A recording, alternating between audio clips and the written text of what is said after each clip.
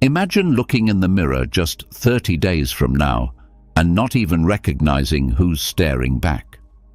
Not because your face has changed, but because your energy, your presence, your mindset, they've completely transformed. You stand taller, you think sharper, you respond instead of react. There's a calm power in your eyes that wasn't there before, and the people around you, they feel it too. Something about you is different, something unshakable. But let's be honest, how many times have you tried to change and slipped back into the same patterns? How many mornings have started with good intentions only to end with regret and frustration? How many times have you promised to be better, but life got in the way? The truth is, most people don't change because they keep waiting for motivation. But motivation is a liar.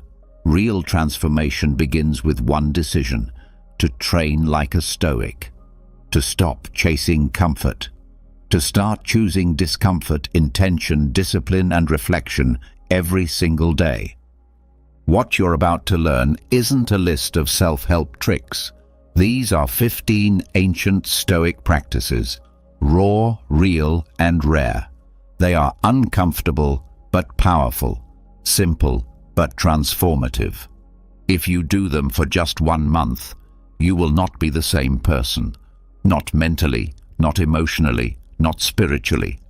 So, if you're ready to stop living the same day on repeat, if you're ready to break the cycle and rewire the way you show up in this world, then say this out loud or write it in the comments right now.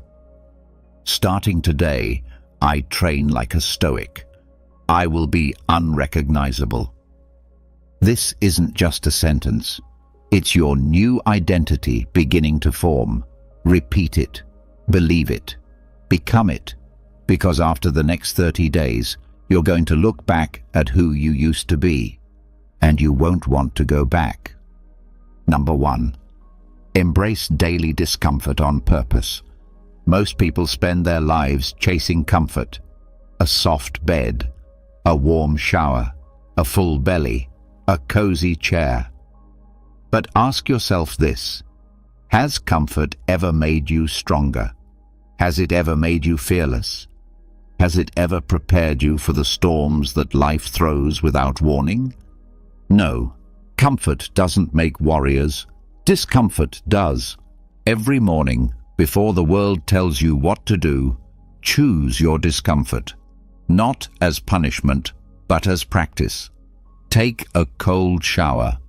Not because you like it, but because it trains your nervous system not to flinch. Walk barefoot on rough ground. Not because it's easy, but because it reminds you that pain is temporary and courage is permanent.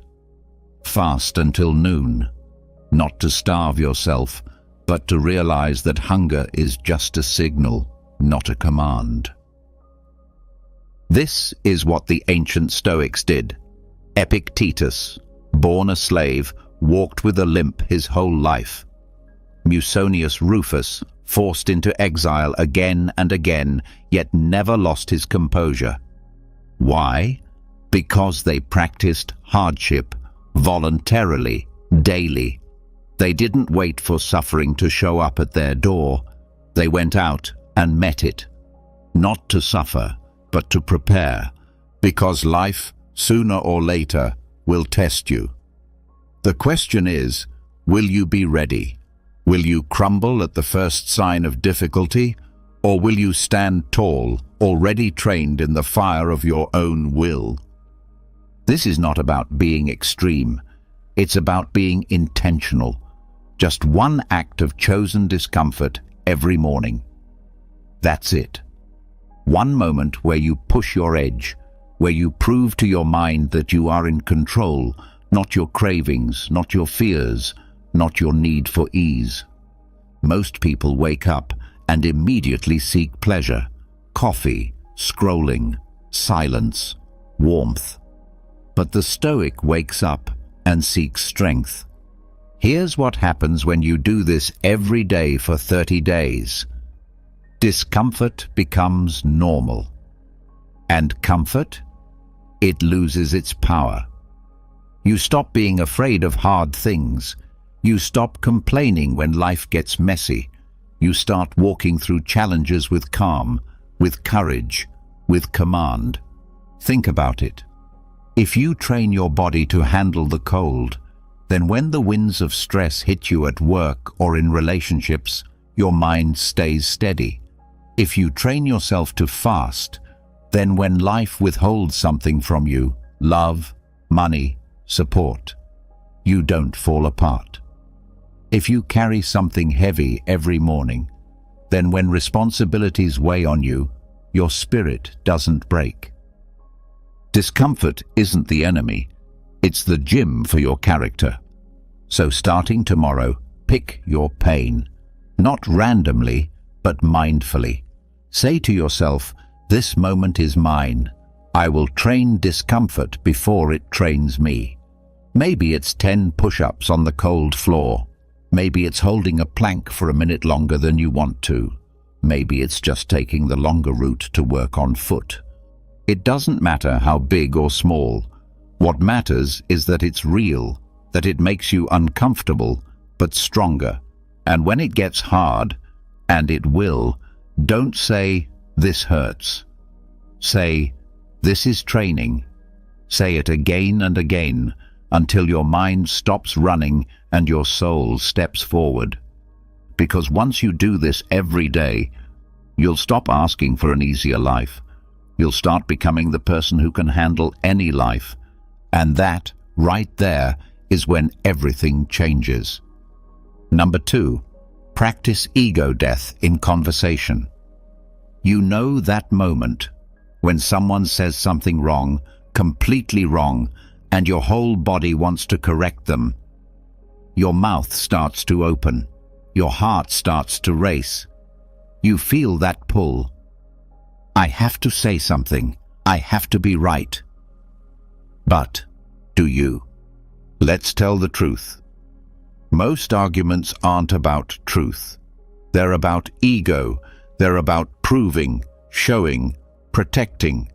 And even when we win the argument, what do we really gain? A bruised relationship? A wasted hour? A tension that lingers in the air like smoke?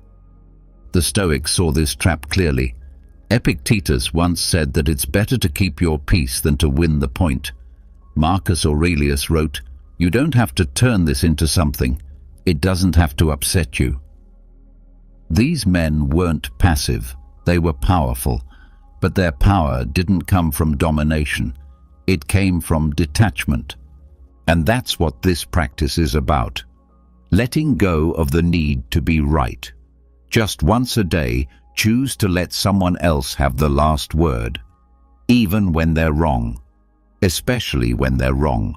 Not because you agree, not because you've given up, but because your peace is more valuable than your pride. This is ego death in motion, and it's harder than it sounds. Because the ego doesn't go quietly. It fights, it whispers in your ear. They'll think you're weak. They'll think you don't know. They'll think they won. But the truth is, the strongest person in the room is the one who doesn't need to prove it. The most confident soul is the one who can stay silent and still know who they are. Try it today. When someone makes a snide remark, don't bite. When someone talks over you, let them. When someone explains something you already know, nod and listen. Not because they're right, but because you are free. Free from the need to be seen, free from the addiction to winning, free from the trap of ego. And what you'll notice is this: the less you fight for your ego, the more peace you feel in your body.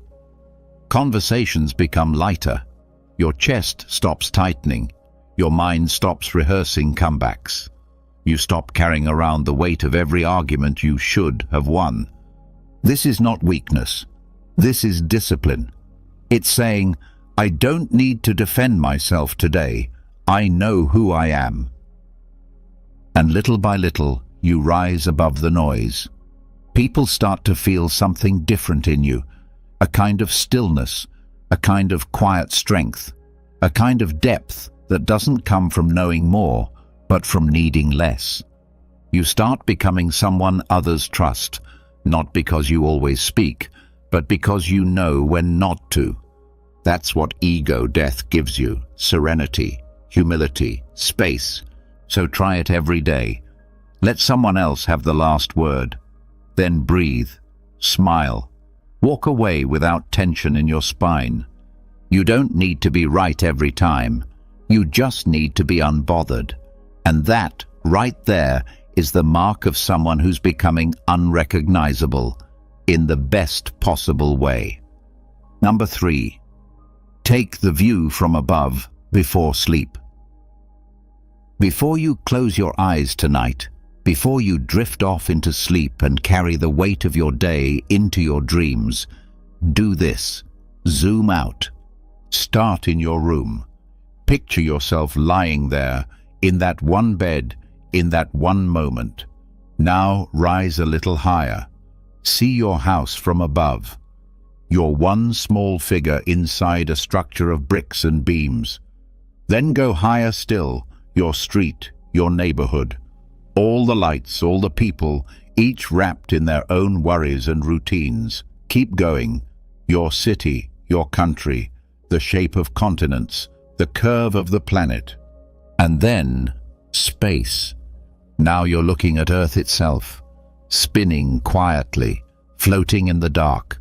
No sound, no urgency, no noise, just the small, silent blue world, your home, rotating with perfect indifference to your fears, your plans, your arguments, your bank account, your missed messages, your career path, your Instagram likes, your to-do list, your shame, your pride, everything, small.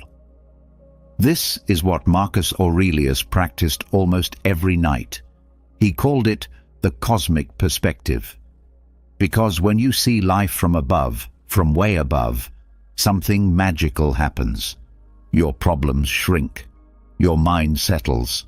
Your breath deepens. You remember what actually matters and what doesn't. You realize how much time is wasted worrying about things that won't even be remembered in a week, let alone in 1,000 years. You realize how many arguments, fears, and doubts are just dust in the grand story of the universe. You realize that all you are and all you have is this moment. And that's enough. The Stoics weren't cold philosophers. They were warm souls seeking peace in a world full of chaos. And they understood that peace doesn't come from controlling everything. It comes from seeing everything clearly, from zooming out. And this isn't just some poetic bedtime exercise. This changes your brain.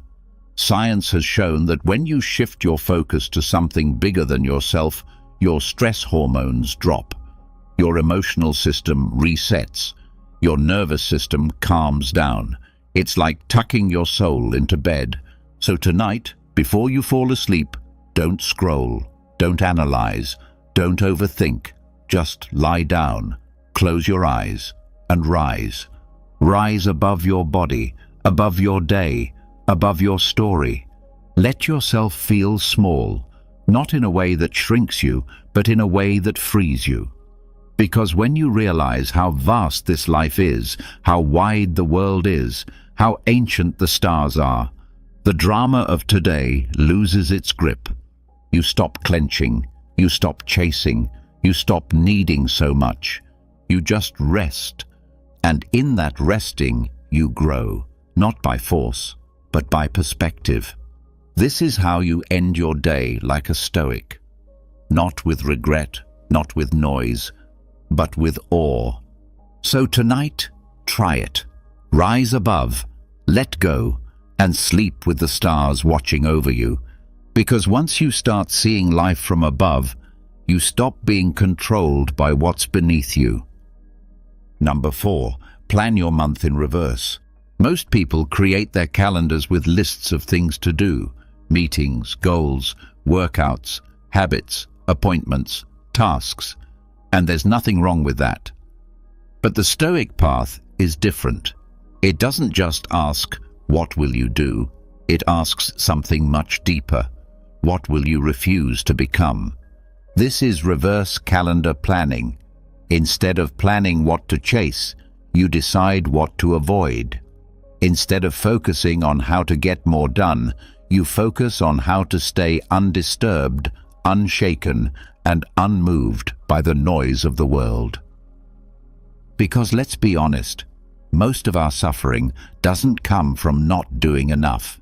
It comes from reacting to everything, overthinking, over-explaining, chasing approval, drowning in gossip, saying yes when we mean no, checking our phones every 3 minutes hoping for validation. These aren't productivity problems, these are identity leaks. So here's your task. Take out your calendar. Look at the month ahead. And for each week, write down what you will not do, not as a punishment, but as protection. Write things like, avoid defending yourself to people who don't listen. Avoid gossip, even if everyone else is doing it. Avoid explaining your vision to people who've already decided not to understand. Avoid reacting to passive-aggressive messages. Avoid chasing attention when silence would serve better. Avoid doing things just to feel busy. Avoid comparing your progress to someone else's highlight reel. This is powerful because it shifts your focus. Instead of trying to become someone by adding more, you become someone by removing what doesn't belong. The Stoics weren't obsessed with doing more, they were obsessed with doing less, but better. Less noise, less ego, less drama, less reacting, more presence, more peace. Marcus Aurelius ruled an empire and still asked himself daily, "What am I doing that I don't need to be doing?" Epictetus taught his students to withdraw from unnecessary entanglements and choose silence over struggle. Why? Because clarity doesn't come from piling on. It comes from subtracting the things that cloud your mind. Try this every Sunday. Look at the week ahead. Ask yourself not just what needs doing, but what needs avoiding. Not just what's urgent, but what's unworthy. Ask, what kind of person do I refuse to become this week? And let that shape your choices. When you do this long enough, your calendar starts to look different. Quieter, cleaner, sharper. You're not just busy, you're intentional. You're not just reacting, you're directing. And the best part? You feel lighter, because you're no longer carrying the weight of what doesn't matter. Reverse planning doesn't make you lazy, it makes you precise.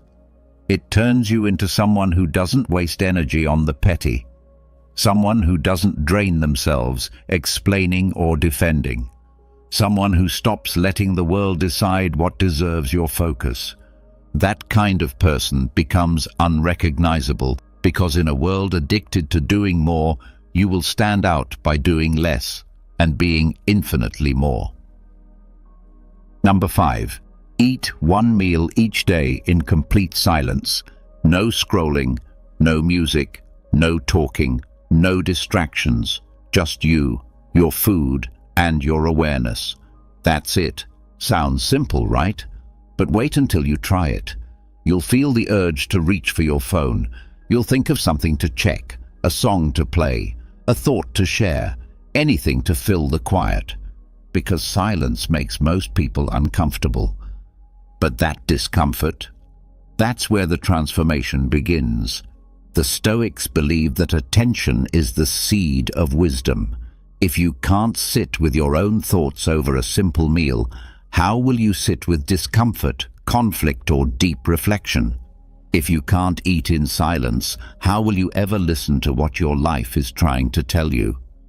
This practice is not about food, it's about presence, it's about self-awareness, it's about taking back control from the noise that rules your day.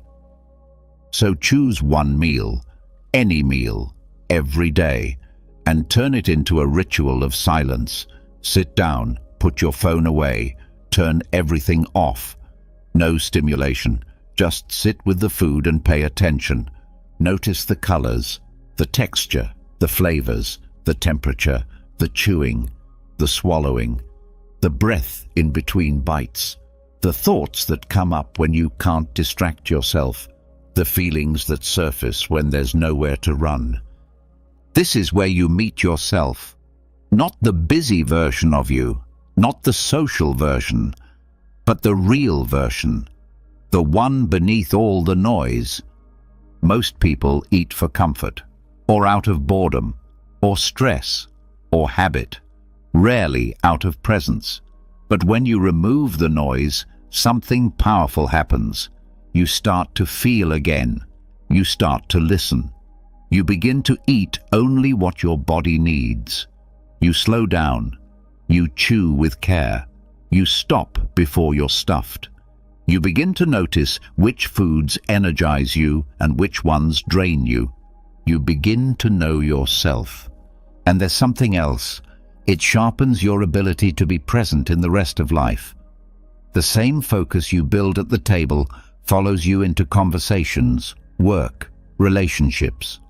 You stop half listening. You stop living on autopilot. You stop needing constant entertainment to feel alive. And over time, you change.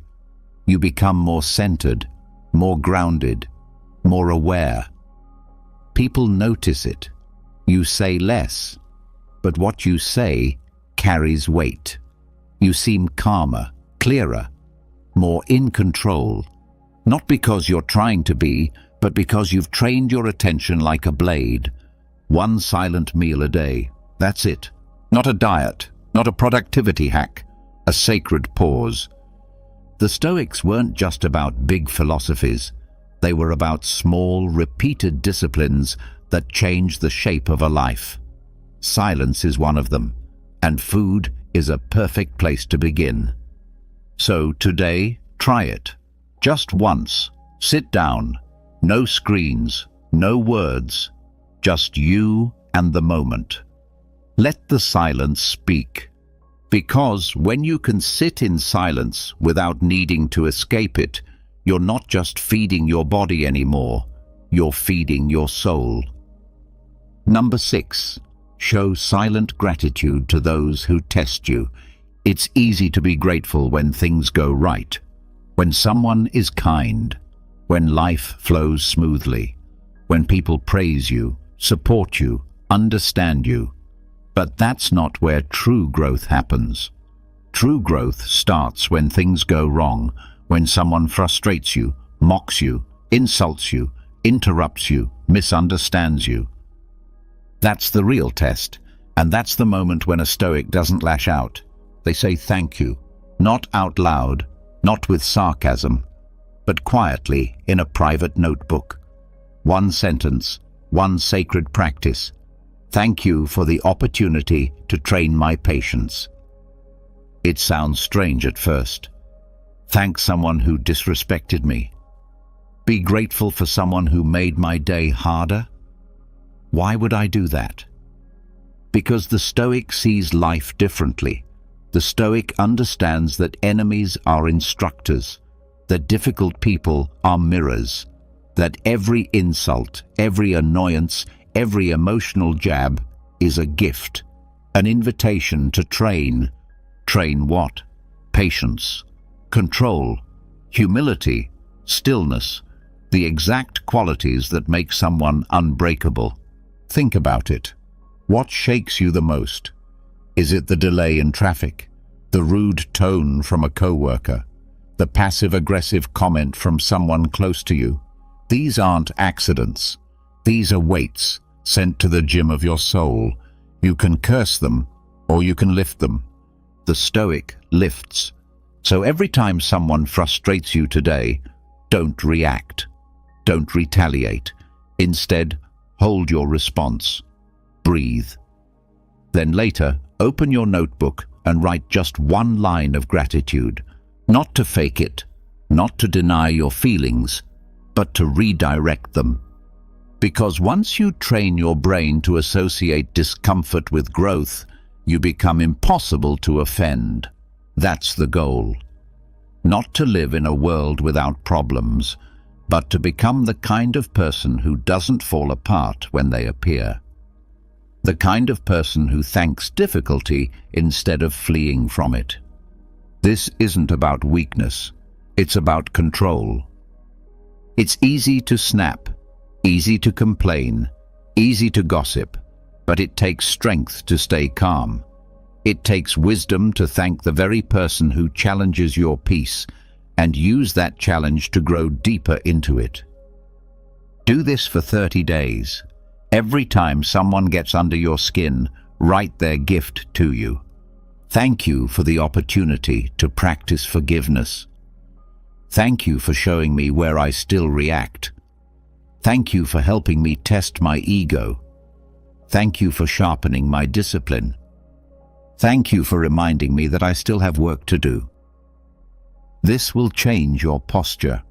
You'll stop walking around braced for conflict. You'll stop overthinking every interaction. You'll stop taking everything personally, because you'll realize it's all just training. Every critic, every interruption, every rejection, all fuel, all feedback, all fire, forging the stronger version of you. So the next time someone annoys you, don't flare up, don't shut down. Just say this silently, thank you, and keep walking, calm, composed, unshaken. Because when your enemies become your teachers, you rise above both. Number 7. Purge the false identities you've been living inside. Stop and think for a second. How many times have you said something like this? I'm not good with people. I've always been anxious. I'm just not disciplined. I'm bad with money. I'm not a morning person. I've never been confident. These aren't just words. These are prisons. Each one is a quiet identity you've chosen to wear, maybe without realizing it.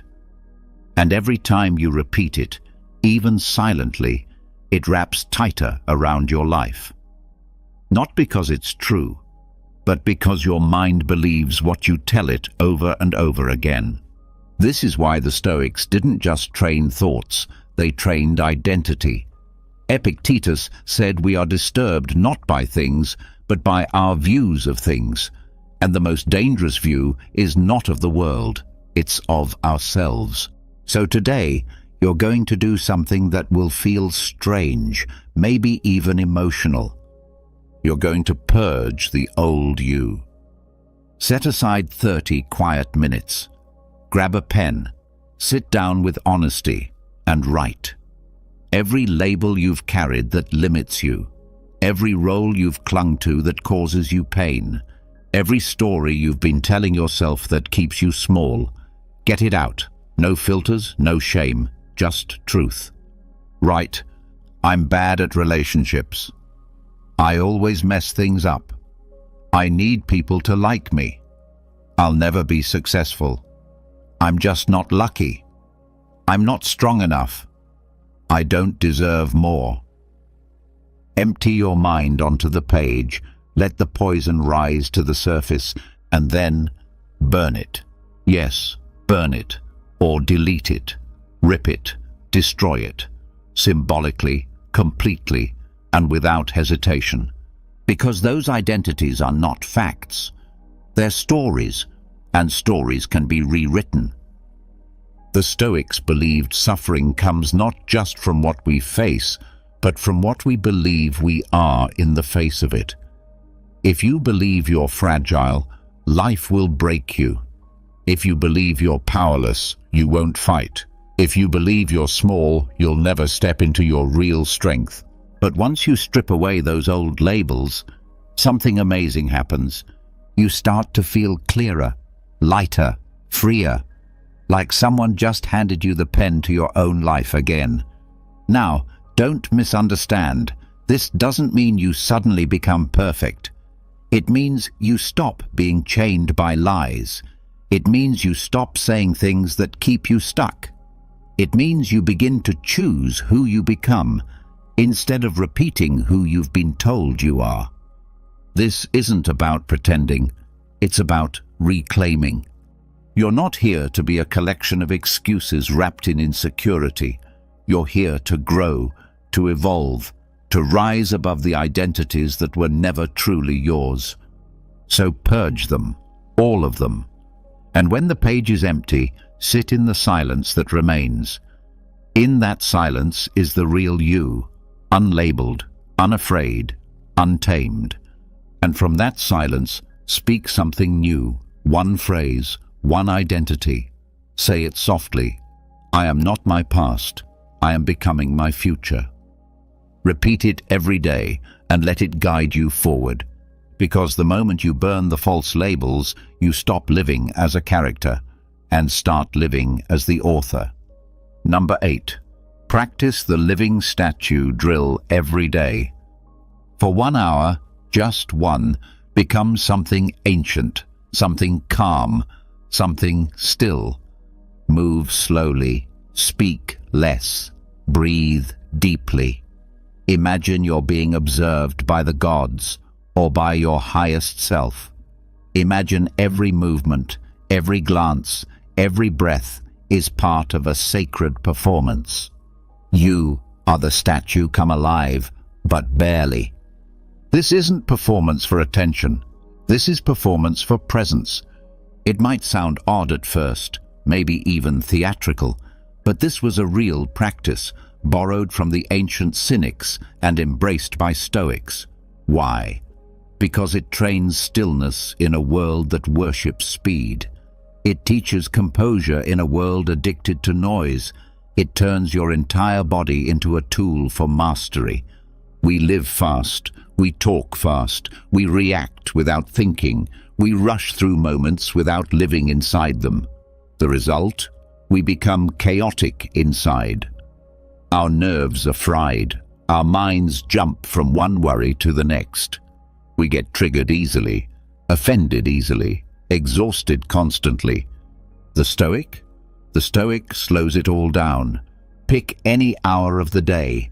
Morning, lunch, afternoon, doesn't matter. But during that hour, become a living statue. Walk with grace. Speak only when necessary. Keep your face soft and your breath calm. Hold yourself upright. Eyes steady. Posture noble. Don't rush. Don't fidget. Don't chase noise. Be still. And here's what you'll notice. The world will shift. People will respond to you differently. Some will become quieter around you. Some won't know why, but they'll feel your energy. Your calmness becomes a signal. It says, I'm not in a hurry. I am in control. Even more importantly, you will feel different, more grounded, less reactive, more aware of your body, more aware of your emotions before they explode. You'll catch the urge to interrupt, the twitch to argue, the habit to scroll, and let it pass. You won't need to control every situation anymore, because you're finally controlling yourself. This drill builds something rare, energetic discipline. You're not just practicing silence, you're becoming a presence. And that presence begins to reshape how you live, even outside the hour. You become harder to provoke, less easy to shake, more thoughtful in your words, more intentional in your decisions. It's like strength training, but for your soul. And if you do this every day for 30 days, your transformation won't need to be announced.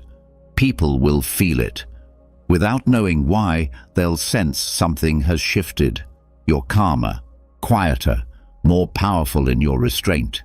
Because when you train stillness on the outside, you gain power on the inside. So tomorrow, try it. 1 hour. Move with purpose. Speak only when needed. Stay aware of every breath. You are a living statue, not frozen, but composed. And remember, in a world of speed, stillness is a superpower. Use it wisely, and you will become unrecognizable. Number 9. End each day by writing your one-sentence legacy.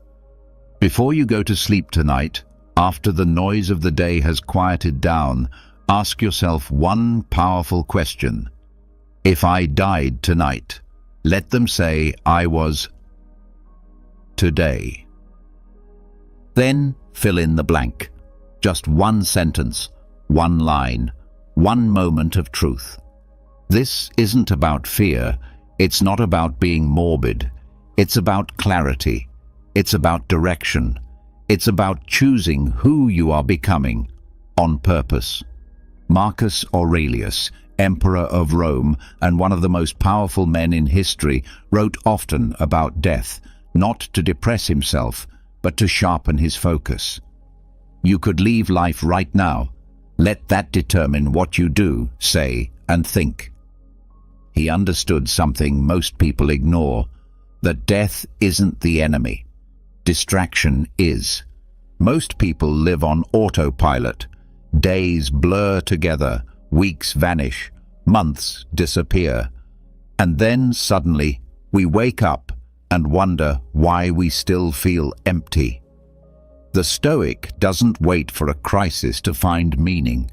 The Stoic creates meaning every single day. So here's what you do.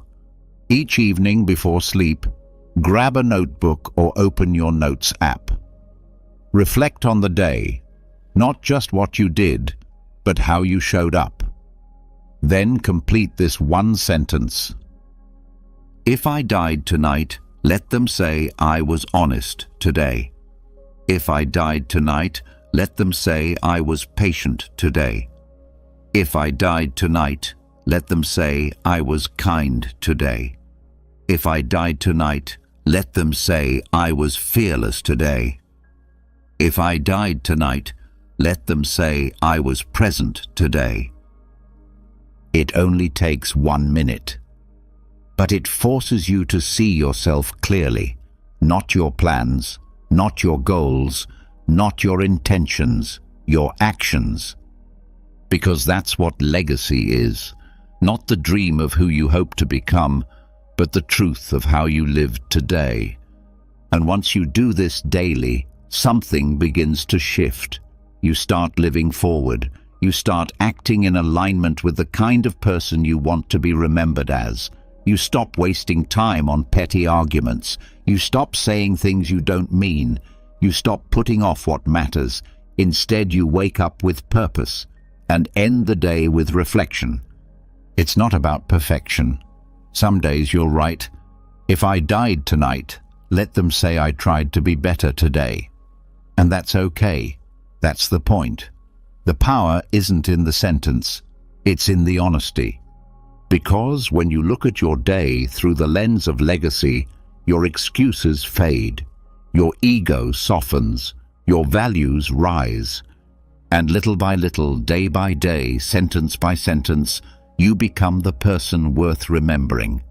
So tonight, don't scroll until you fall asleep. Don't carry the weight of the day into your dreams. Pause, breathe, reflect. Write your legacy in one line.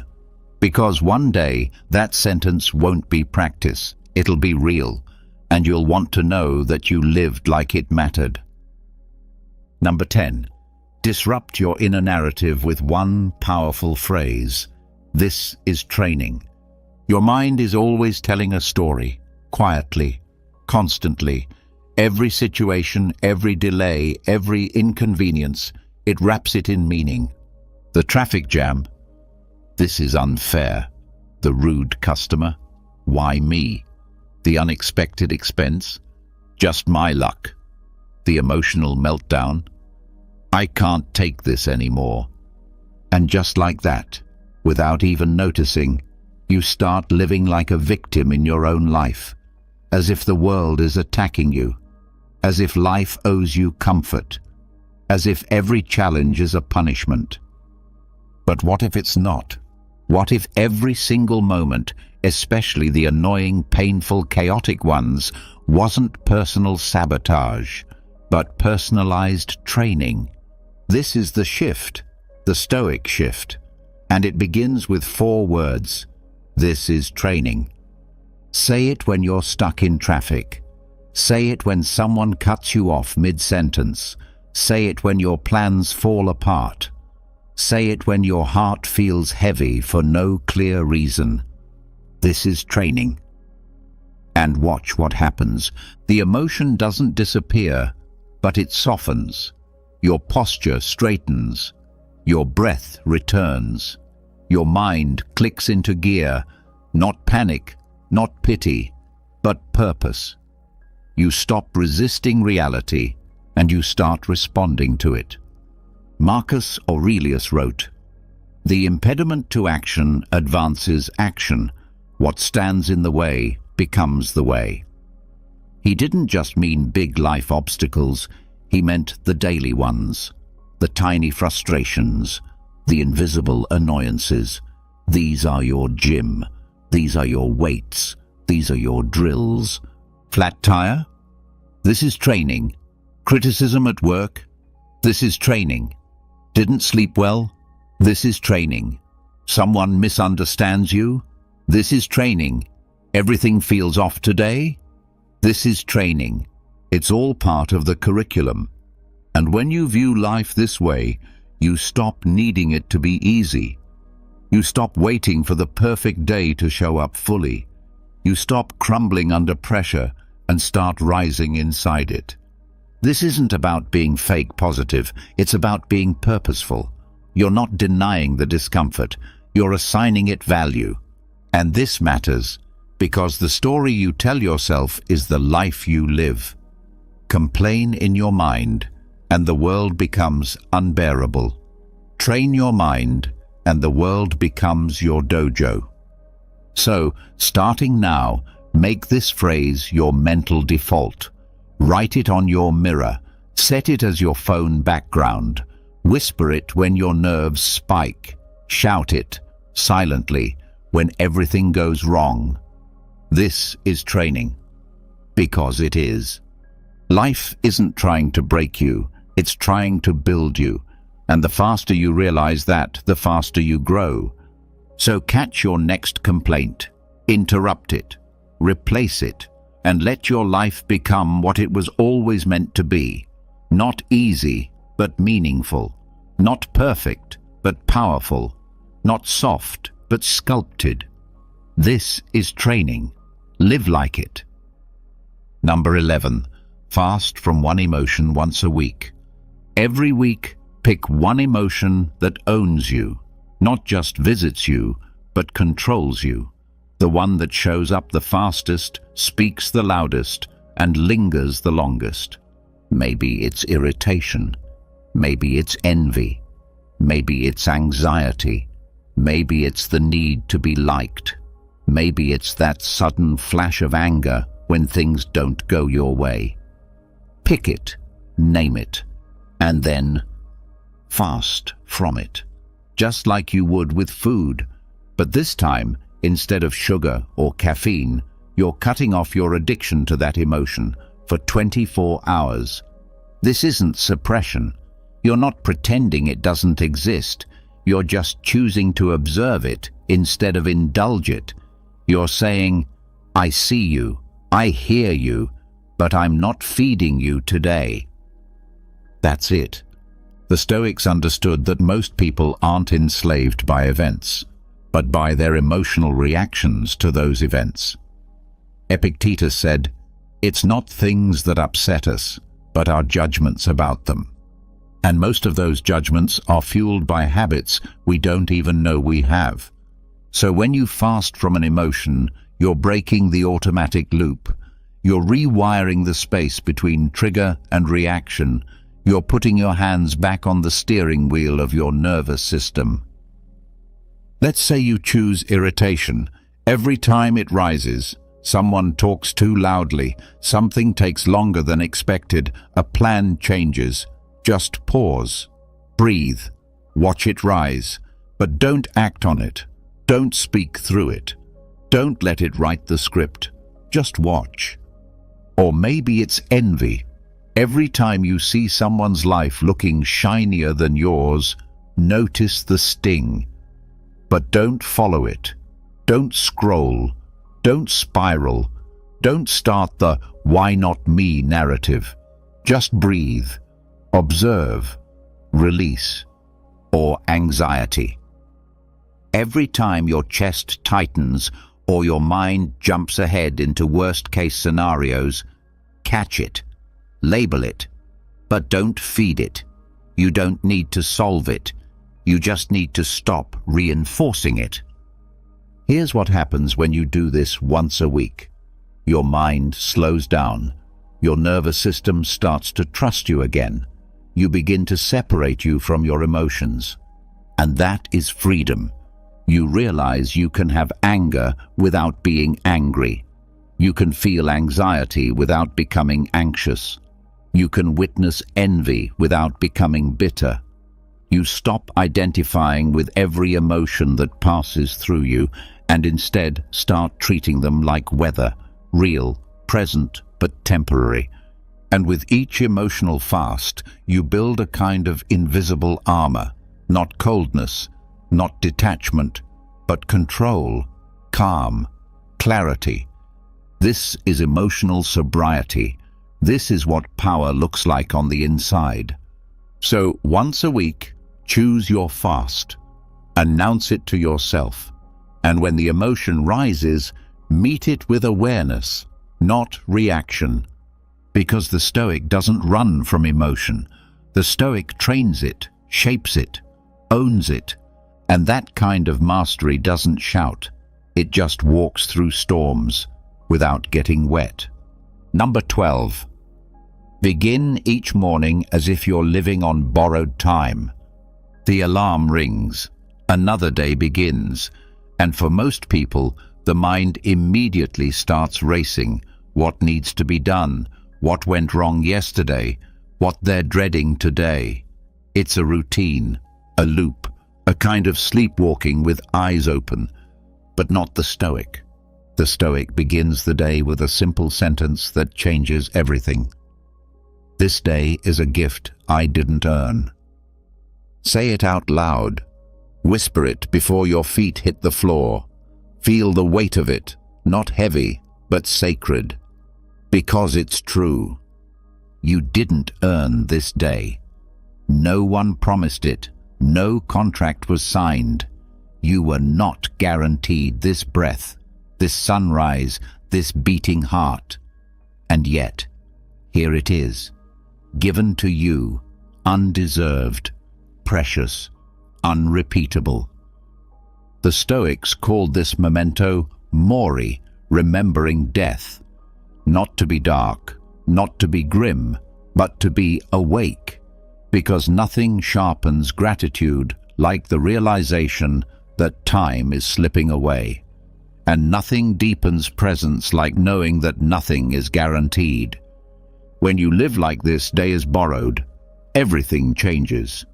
You walk slower, not because you're lazy, but because you're alive. You notice the color of the sky, the way your coffee smells, the sound of your child's voice, the curve of a smile from a stranger. Small things become sacred again. You speak more carefully, not in fear, but in reverence. You pause before complaining. You stop gossip before it leaves your mouth. You compliment more. You hold back less kindness. You forgive easier. You realize grudges are ridiculous when time is limited. You stop needing to be right. You start needing to be real. You stop putting things off. You call the person you've been avoiding. You start the book. You take the walk. You say, "I love you," without the armor. You choose courage over delay, because borrowed time waits for no one. This is how the Stoic lives, not with dread, but with depth, not with fear, but with fire. And here's the strange thing. The more you live like you're dying, the more alive you become.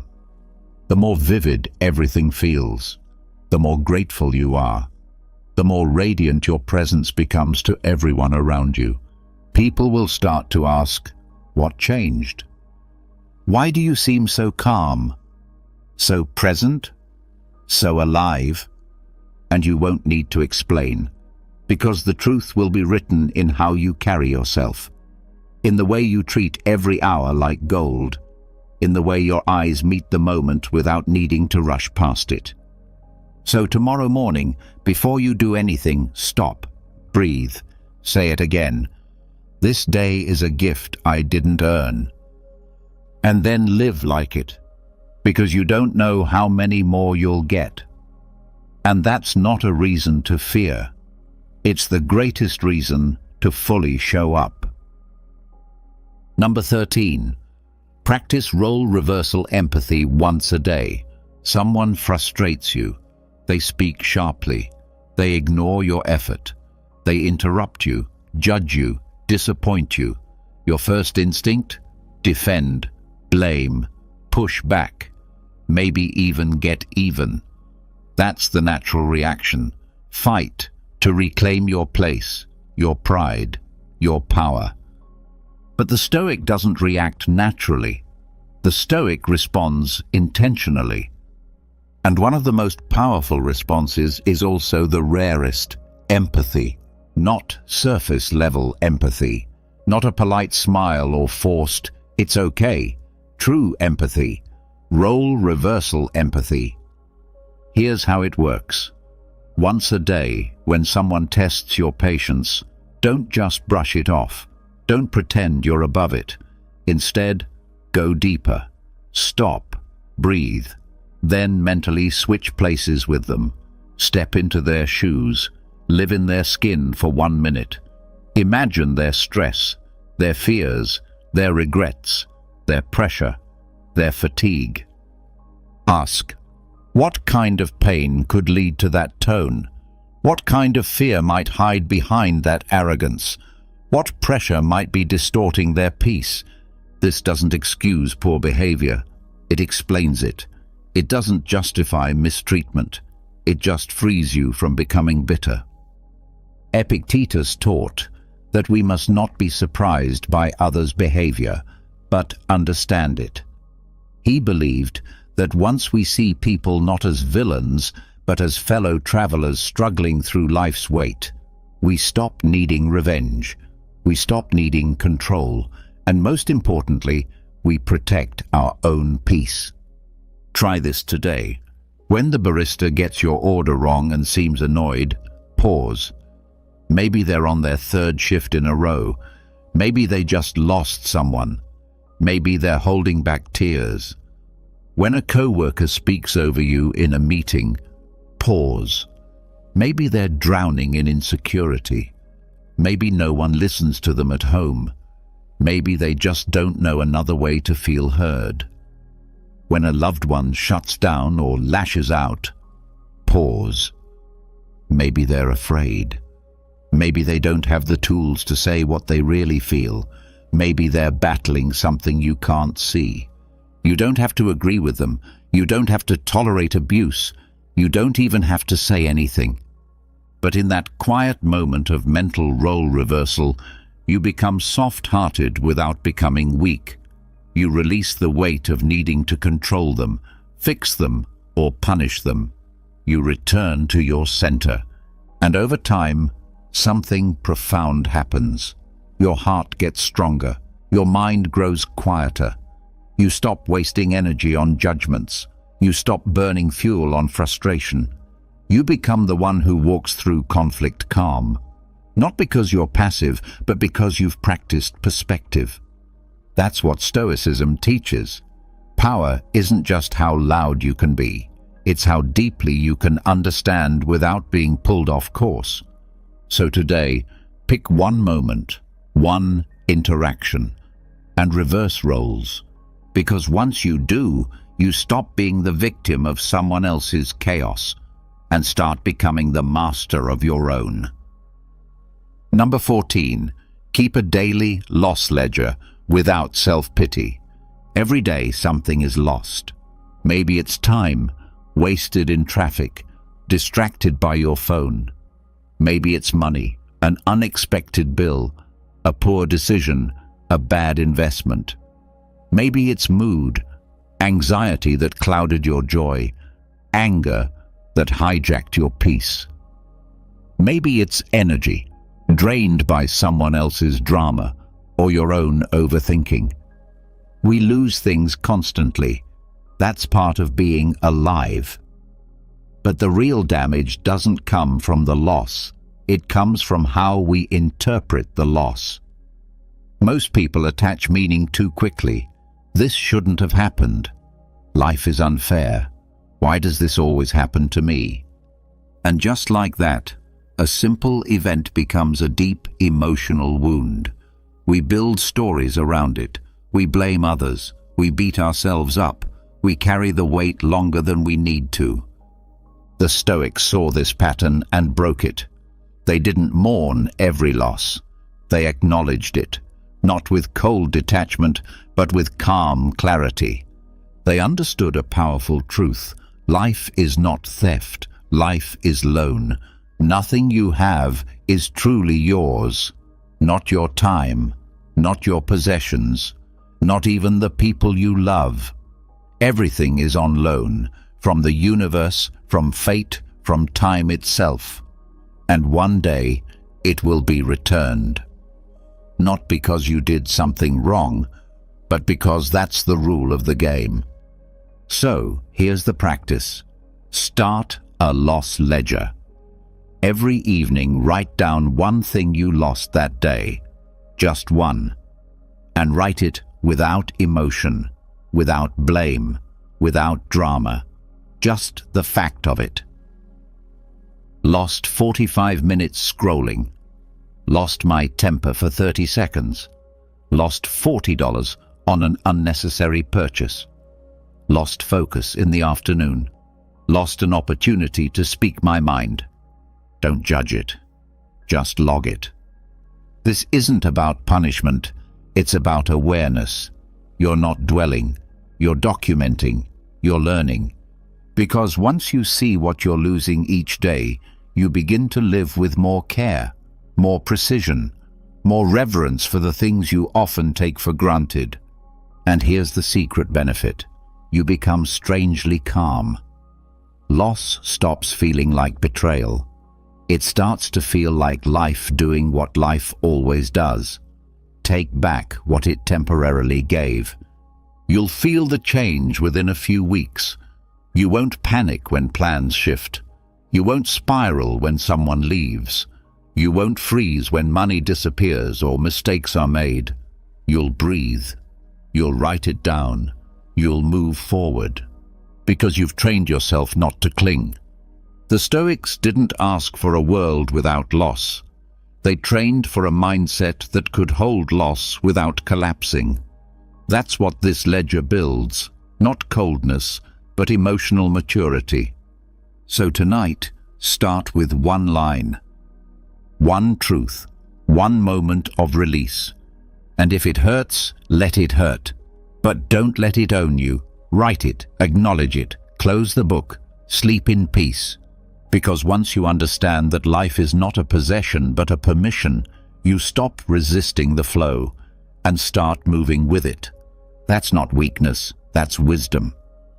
Number 15. Lock in your future identity with one daily signature act. There's a version of you that only exists in your mind right now.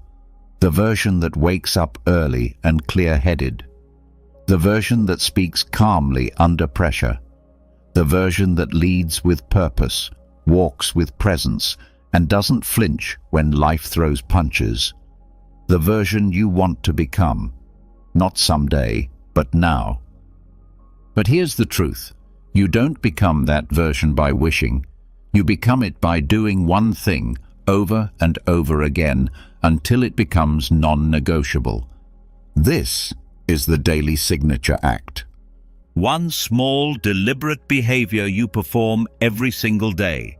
Not for results, not for motivation, not for show, but as a ritual to say, this is who I am becoming. It could be a long walk at dawn when the world is still sleeping and your mind is clearest. It could be a short, cold shower where you train your body to obey when comfort says no. It could be sitting in silence with your journal, pouring out your thoughts with honesty. It could be writing a letter to your future child or your future self. It could be waking up without hitting snooze, no negotiation, no excuses. It doesn't matter what the act is. What matters is that you choose it on purpose, and you repeat it without fail, because repetition locks identity, and identity changes everything. The Stoics knew this. They didn't wait for a new version of themselves to show up out of nowhere. They lived it every day. Epictetus practiced restraint in speech daily. Marcus Aurelius wrote meditations to himself every morning. Musonius Rufus trained in hardship repeatedly because he knew habits carve the soul. Your signature act becomes your anchor. It's the non-negotiable that tells your nervous system, I don't care how the day goes. This is who I am now. It's your vow to the future, renewed every 24 hours. And here's what's wild. When done consistently, that one act begins to ripple. You start organizing your life around it. You start protecting it like it matters, because it does. You start noticing how you stand differently, speak differently, think differently, not because you're trying, but because you've already decided. One act, one decision, every day. Even when you're tired, even when you don't feel like it, even when no one's watching, especially when no one's watching. Because those are the days that shape you the most. You don't need a full transformation plan. You need one lock-in ritual, one act of discipline that burns the old story and births the new one. One commitment that says, I am already becoming who I said I'd be. So today, pick your act, define it, honor it, protect it, perform it with seriousness, with presence, with pride. Because once you do this for 30 days straight, the old version of you won't just fade. It will feel like a stranger. And the person in the mirror? You'll recognize them, not as who you were, but as who you were always meant to become. You don't need a year. You don't need to wait for motivation. You need 30 days of discipline, honesty, and ancient wisdom applied with modern intensity. These 15 Stoic practices aren't tips. They're tools for soul transformation. They sharpen your mind, harden your spirit, and soften your ego all at once. Wake up with purpose, train discomfort, starve your triggers, practice silence, burn the false self. One habit at a time, one day at a time, you begin to rise. Not louder, not flashier, just deeper, more grounded, more focused, more unshakable. After 30 days, the results won't scream, but they'll radiate. You'll walk differently, think differently. People won't be able to explain what changed in you, but they'll feel it, and so will you. Now tell us in the comments, which of the 15 Stoic habits are you committing to first? Say it out loud. Lock it in. Let this be the day the old version of you loses its grip. And if this message lit a fire inside you, hit that subscribe button now, because this is just the beginning. The new you isn't coming. It's being built. We live in a world constantly filled with distractions and persistent worries, making it incredibly easy to slip into the snare of overthinking. Marcus Aurelius, the renowned Stoic philosopher and Roman emperor, reminded us of a timeless truth. The power over our minds lies within us. Although we cannot influence external events, we do have complete control over how we respond to them and how we process them internally. If this is your first time visiting my channel, I kindly ask you to support this work by subscribing and liking this video. That simple act helps me continue to create more content like this in the future. Stay with us until the very end, because the final tip in this video about overcoming analysis paralysis will challenge you to deeply reflect on your life so far. Walk with us through this message and discover a truth that could shift the way you see your own journey. The common struggle of having a noisy, restless mind filled with endless thoughts is something we all encounter at some point.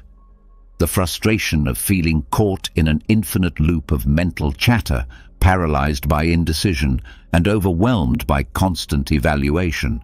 These are burdens many of us carry. The issue with excessive thinking is that it locks us into a continual state of worry, constantly pulling us into the past or launching us forward into future anxieties, preventing us from being fully present.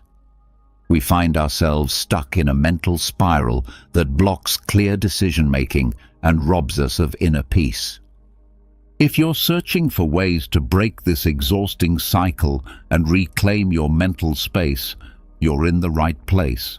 Discover how to regulate your emotions and unlock your true inner power with our ebook, The Power of the Mind. Click on the link in the first pinned comment to get your copy today. Let's begin with the first step. Change your perspective toward gratitude. Our minds often lead us astray, pushing us into a maze of over-analysis about what we lack, what might go wrong, or what we have yet to achieve. This endless loop can leave us drained and discontent. Overthinking frequently grows from a mindset focused on what's missing or negative, which overshadows the good already present in our lives. Seneca once said that true happiness lies in embracing the present moment without anxiously waiting for what's to come. This Stoic gem encourages us to shift from a perspective of scarcity to one of abundance. The practice of gratitude invites us to recognize the value in the now, to see the blessings that are already with us, blessings we often overlook when we are preoccupied with worrying about the future. Practicing gratitude draws us out of the ruts in our minds and grounds us in the rich soil of the present, where life truly unfolds. To adopt this shift in focus, start by acknowledging 3 things each day that you are genuinely thankful for. They don't need to be grand. A warm cup of coffee, the soft comfort of your favorite sweater, or a thoughtful message from a friend, all of these qualify. This small, consistent practice helps redirect the mind away from over-analysis and toward appreciation for what is currently in your life. When anchored in gratitude, you begin to quiet the mental noise of excessive thought, while also deepening your appreciation for everyday experiences. Gratitude enhances the positives in life and gradually transforms your inner dialogue from one of lack to one of abundance. Over time, this new way of seeing things can reshape how you approach life's challenges, turning them into occasions to be even more thankful for what is already good in your world. This shift isn't just about feeling better in the present. It's about building a foundation of inner contentment that can carry you through the inevitable highs and lows of life. Next, embrace impermanence and the art of letting go. Let's be honest. Our minds often get stuck in loops, replaying past mistakes or fixating on what might happen next. This mental playground of excessive thought is where ideas become clingy and overstay their welcome. It's a struggle that doesn't discriminate. Whether you're a student stressed over exams, a professional anxious about a big presentation, or simply someone trying to fall asleep while your mind races, the challenge is real. But even in this mental chaos, we can find solace in the wisdom of Epicurus, who once said that a man who fears death will never do anything meaningful while he's alive. Though it might sound intense, at its core, this quote speaks to the essential Stoic idea of impermanence. Everything changes, including those thoughts that seem to have built a permanent home in our heads. Often we treat our thoughts as if they are fixed parts of who we are, as if they are unchangeable. But Stoicism gently reminds us that nothing is truly permanent, not even the thoughts that weigh us down. Letting go doesn't mean giving up. It means acknowledging that we don't need to hold on so tightly. We can learn to watch thoughts pass like leaves floating down a river or clouds moving through the sky, constantly shifting, never staying the same. Accepting impermanence means understanding that our thoughts come and go. They are not eternal. This realization can be a powerful source of hope, especially when you feel stuck in the depths of overthinking. Embracing impermanence in a practical way means forming the habit of letting go, cleansing the mind of thoughts that no longer serve us. This practice not only offers immediate relief, but also plants a deeper awareness that change is natural and necessary. Incorporating this awareness into your daily routine can radically transform your relationship with your thoughts. The goal isn't to forcibly evict them, but to allow them to leave when their time is up. Letting go isn't weakness, it's strength. It's a bold choice to stop letting unnecessary thoughts take up space in your mind for free. As you become more skilled at this practice, you'll begin to notice a quiet, clear space within you, a peacefulness that has always been there, simply hidden beneath the noise. Embracing impermanence isn't just another tool, it's a shift toward a calmer, more present way of living. And finally, remember to stay with us through the end of this journey. The last insight will invite you to deeply reflect on your life so far and open your heart to a shift that could redefine how you see your path ahead. This realization can offer a sense of relief and hope when you find yourself caught in a web of overthinking. To embrace impermanence in practice is to develop the habit of letting go. It's a form of mental decluttering, a conscious act of releasing the thoughts that no longer serve us. You can begin this process by visualizing a river, imagining each thought as a leaf floating on the surface of the water, gently drifting away. Or perhaps see them as clouds, constantly shifting, forming, and then disappearing. This kind of imagery not only brings immediate calm, but also fosters a deeper understanding. The true nature of thought is transitory. Integrating this practice into your daily life can gradually reshape the way you relate to your thoughts. It's not about forcibly pushing them away, but rather allowing them to pass naturally. Letting go is not a sign of weakness or surrender. It's an act of courage. It shows that you are choosing not to let repetitive, unhelpful thoughts occupy your mental space without permission. As you get better at this, you'll begin to notice a newfound clarity, a peaceful mental space that was always within you, hidden beneath the noise of excessive thinking. Embracing impermanence isn't just a technique. It's a shift toward a more peaceful, grounded way of living in the present moment. Focus on the effort, not on the outcome. Overthinking often stems from the mind's constant dance with the future, its potential results, its risks, and its relentless possibilities for failure and disappointment.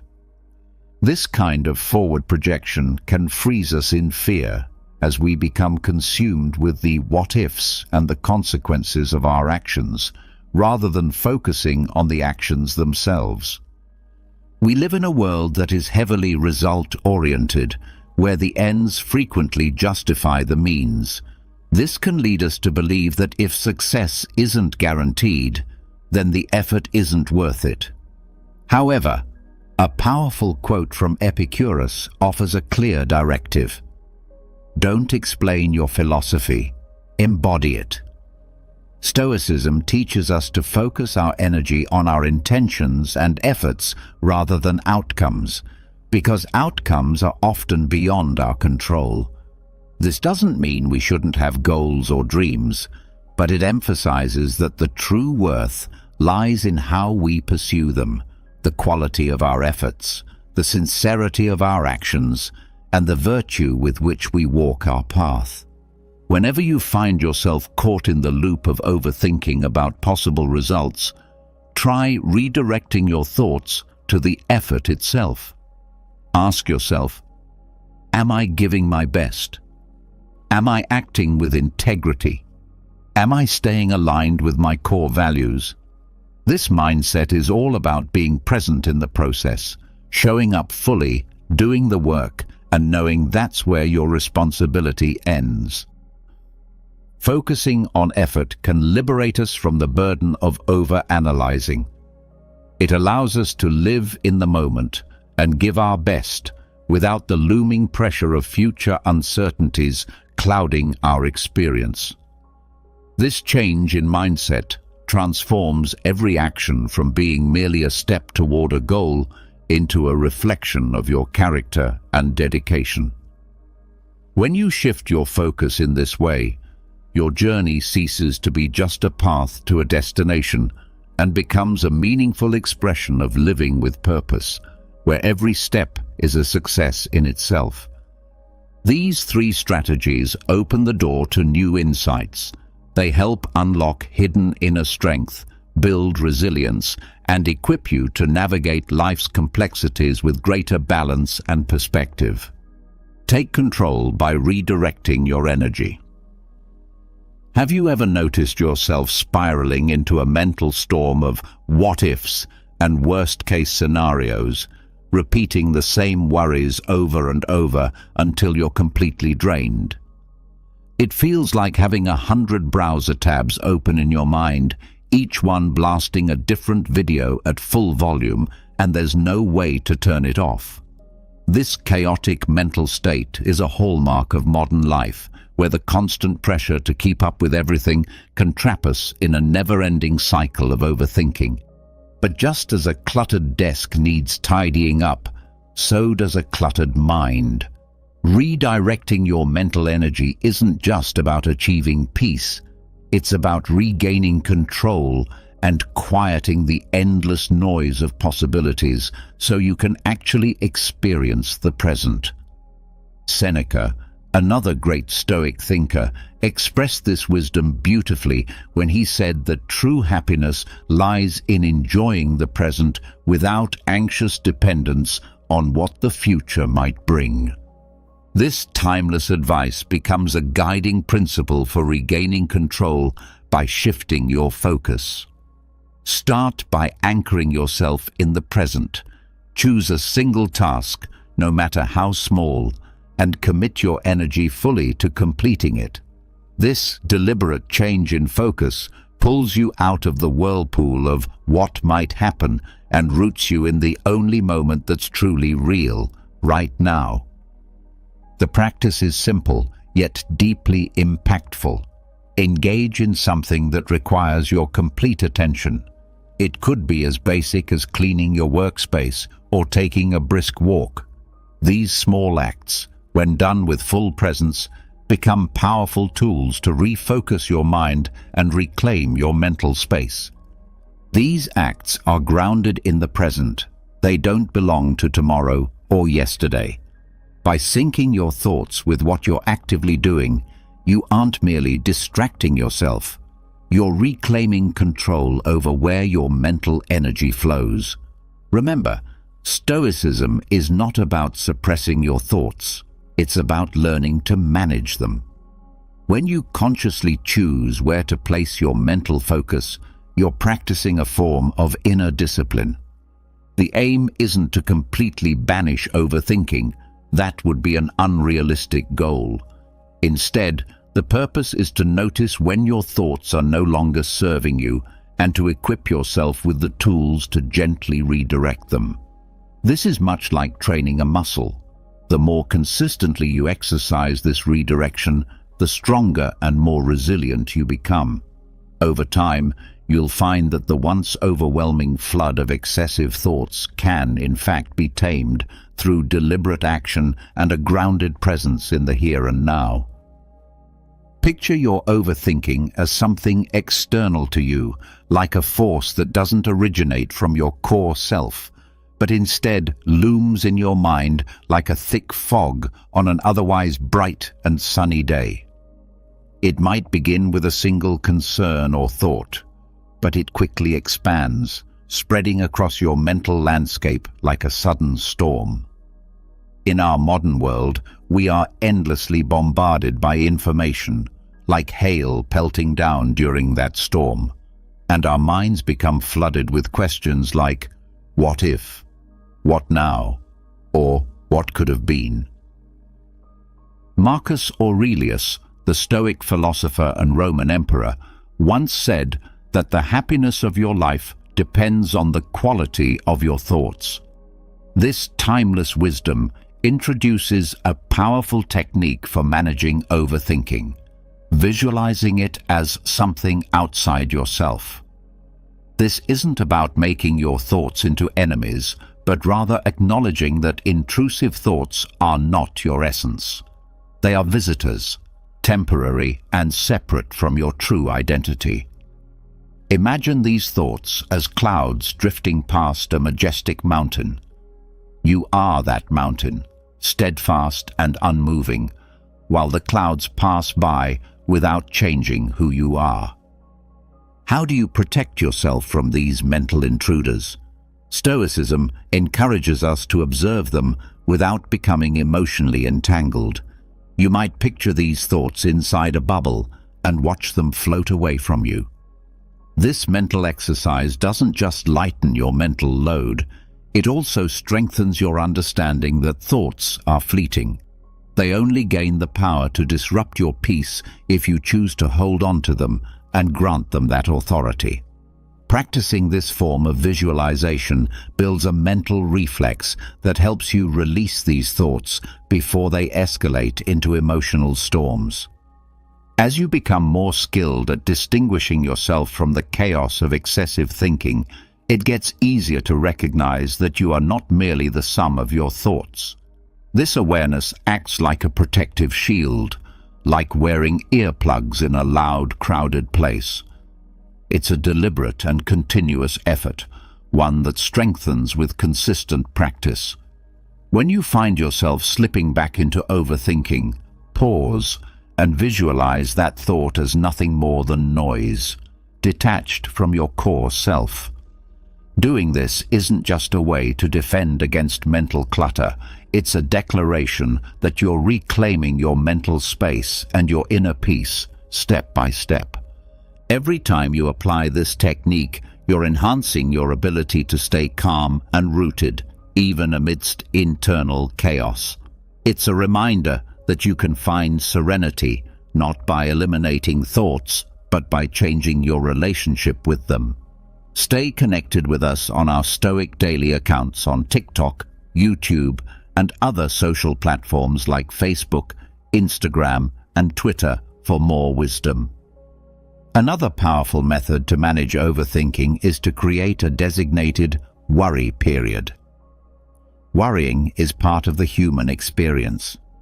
These concerns often linger at the back of our minds, like the constant hum of a refrigerator, sometimes barely noticeable, yet always present. Such worries can hijack your thoughts at any time, when you're trying to work, spending time with friends, or attempting to fall asleep. It feels as though your mind is a stage, and worries are uninvited actors barging in without warning. But let's reflect on this bold insight from Epictetus, the Stoic teacher. If you want to improve, be content to be thought foolish and stupid. At first glance, this may seem unrelated, but it's a courageous call to prioritize your inner peace over the fear of appearing naive or complacent.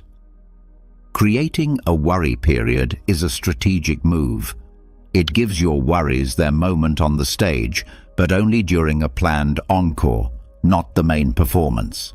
Set aside a specific time each day, maybe 20 minutes in the afternoon, when you allow yourself to focus completely on your worries. During this window, dive into those concerns, examine them, trace their roots, write down what's truly bothering you. Ask yourself, how likely are these scenarios? What actions can I take, if any? This focused session often reveals that many of your fears are like shadows, large in appearance but lacking substance.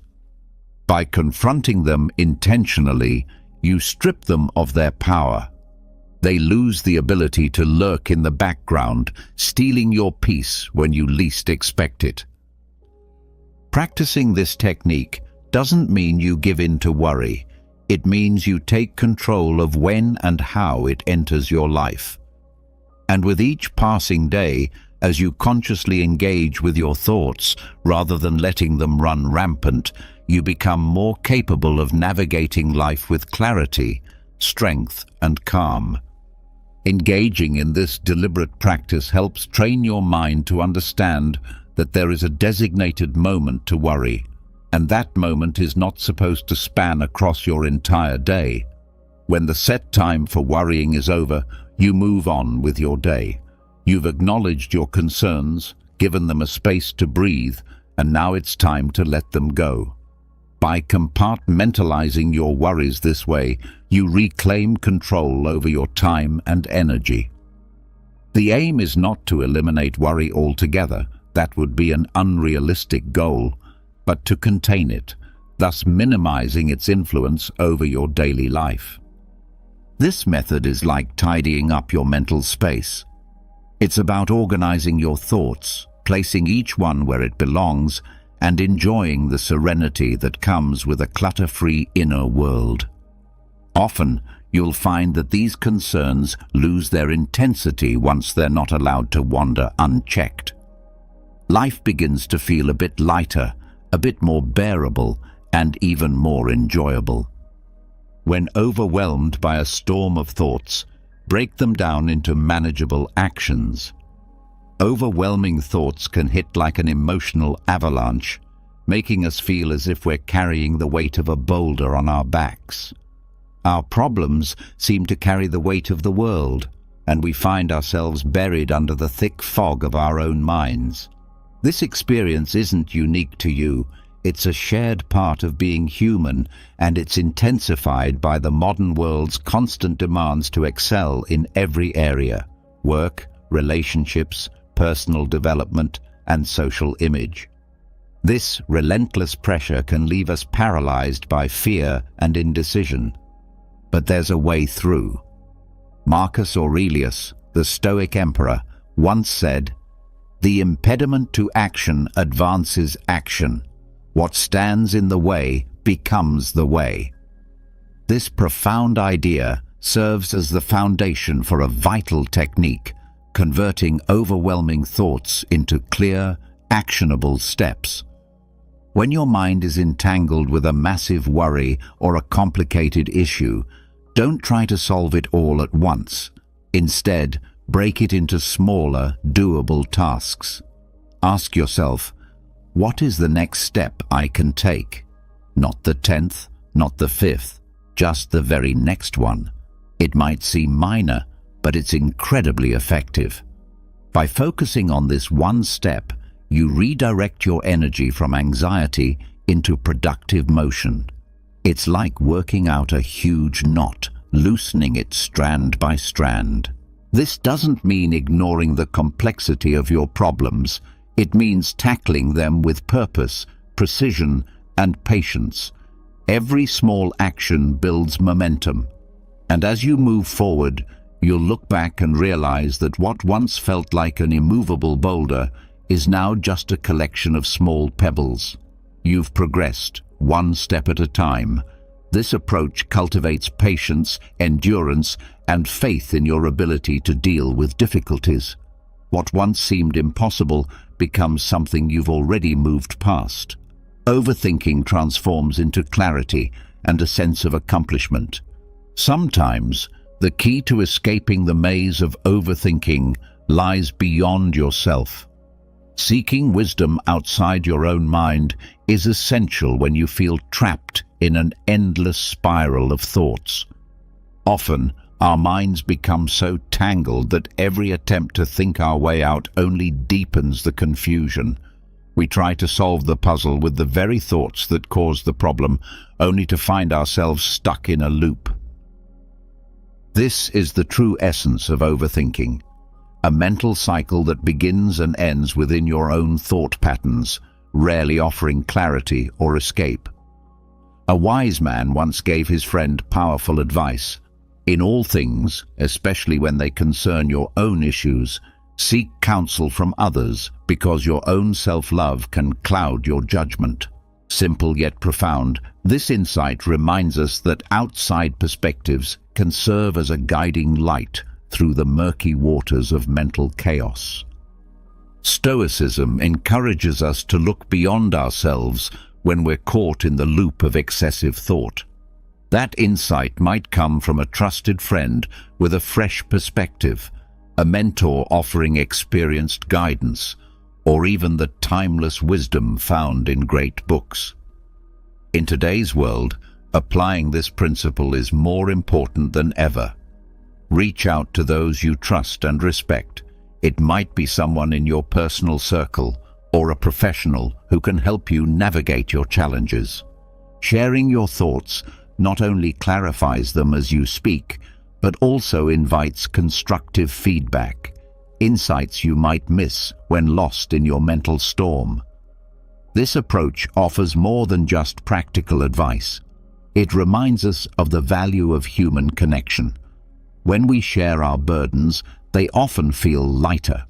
This isn't a sign of weakness. It's a recognition of the collective strength we have as social beings. Seeking wisdom outside yourself honors the truth that while we think alone, we grow and heal together.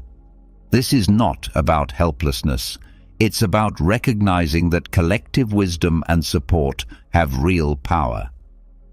Let the insight of others be the light that leads you out of the dense fog of excessive thoughts.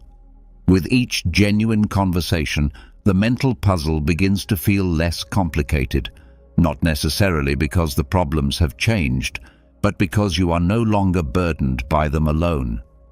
In the presence of connection and shared understanding, even the most complex issues become more manageable. Together, solutions emerge, answers that might have remained hidden if you tried to face everything in solitude. When you embrace the support of others, you unlock a source of strength that allows you to confront intricate challenges with new perspective and resilience. It is in this unity that you often find clarity, guidance, and the courage to keep going. Practicing voluntary discomfort is a powerful method for breaking free from the loop of overthinking that often traps us. When we are confronted with uncomfortable changes or uncertainties, our minds tend to spin endless scenarios, attempting to predict every outcome and prepare for every possible unease. This relentless mental rehearsal can drain us, keeping us stuck within the perceived safety of our comfort zone, a zone that becomes a kind of mental prison where personal growth halts and anxiety grows stronger. But intentionally choosing to face discomfort helps train the mind to handle uncertainty and lessen the grip of over-analysis. This isn't about suffering for its own sake. It's about growth through small, deliberate actions that stretch you beyond your usual routines. Start with something simple. Take a cold shower, go to sleep without your pillow, or choose to walk instead of drive. These minor disruptions challenge the automatic patterns of your daily life, teaching you to sit with discomfort and observe what it reveals, without judgment or panic. It's essential to remember that this is not a punishment. Rather, It's a way of showing your overactive mind that discomfort isn't as dangerous as it seems. In fact, it becomes familiar with repeated exposure, and your mind begins to relax. You respond more calmly to change, focusing not on what is beyond your control, but on your own reactions and mindset. Voluntary discomfort has a paradoxical power. It strengthens you by teaching you resilience in the face of unpredictability. Over time, this practice develops an unshakable inner strength, a stable core that doesn't crumble with the natural ups and downs of life. You become more capable of handling difficulties, more accepting of uncertainty, and more at peace amid chaos. Eventually, this habit brings you a deep sense of confidence and emotional strength, touching every part of your life. When you find yourself caught in a storm of excessive thoughts, it often means you've become too focused on the fine details of life. The broader perspective gets lost, and your thoughts start spiraling into, "What if this happens?" or "What if that fails?" Each question pulling you deeper into mental overload. Even small issues can start to feel enormous and suffocating. Seneca once reminded us that life is not short because we lack time, but because we squander it. This reflection pushes us to think deeply about the fleeting nature of life. Every moment spent in overthinking is a moment we are not fully living. It becomes a missed opportunity to experience the richness of life, to be present, to grow, and to engage with the world as it is. Stoic wisdom encourages us to pause and reflect. Will these worries matter in the bigger picture of your life? Will they hold any real weight as time passes? Often the answer is no. That realization can be incredibly freeing. It invites us to take a step back and view our lives as a whole, to see how many of our current fears and doubts are temporary, and in the grand scheme, often insignificant. When you're overwhelmed by your thoughts, take a moment to breathe and remember, life is brief. Ask yourself whether this mental storm is truly worth the limited time you have. Reflecting on the impermanence of life doesn't lead to gloom, it leads to gratitude. It helps you realign your focus toward what really matters, living with intention, cherishing the present, and letting go of what doesn't serve your peace. This shift in mindset is a powerful remedy for overthinking. It gently pulls your attention back to the here and now, reminding you to experience life fully. When you see life as a temporary canvas, not a permanent fixture, you start to paint it with bold colors, with joy, with presence, and with purpose. Have you ever said something and instantly wished you could rewind time? We've all had those moments, when the words leave your mouth and immediately feel like arrows you can't retrieve. But what if you could gain full control over your speech, ensuring that every word you utter radiates wisdom, grace, and inner strength? That's exactly the path we're exploring today. 6 things an intelligent person never says, all deeply rooted in the enduring teachings of Stoic philosophy.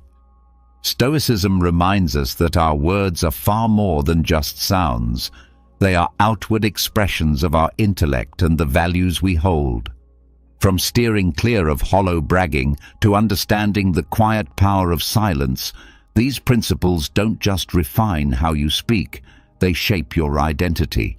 The beauty of this journey is that by the end of it, you'll gain practical takeaways you can immediately use to enhance your speech, whether you're communicating in the workplace, engaging in personal conversations, or even navigating your own inner thoughts. So, prepare yourself. This isn't merely about refining your vocabulary. It's about recognizing how your words contribute to the person you're becoming. Stay with us, because what's coming next could fundamentally shift how you perceive the power of speech. Let's begin with a crucial truth. Avoid boasting about your knowledge. Have you ever encountered someone who constantly talks about how much they know or what they've achieved? They'll go on about the lessons they've learned, the books they've read, and all the things they've mastered. At first, you might find their knowledge impressive, even inspiring. But as time goes on, that admiration can fade, replaced by a sense of emotional distance, not because their insights lack value, but because their delivery feels more like a performance than a conversation. In Stoicism, there's a strong emphasis on quiet wisdom.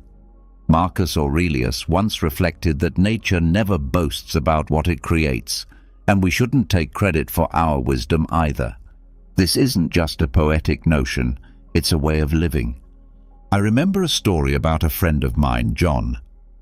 He was an incredibly knowledgeable individual, especially in the tech world. Whether in meetings or social gatherings, John always aimed to be the smartest voice in the room. He'd mentioned the high-level projects he led, the complex technologies he mastered, and the numerous accolades he received. Initially, people admired him. But with time, conversations with John began to feel one-sided, as if everything was about showcasing his intellect rather than connecting with others. Eventually, one of his colleagues approached him and gave him some honest feedback.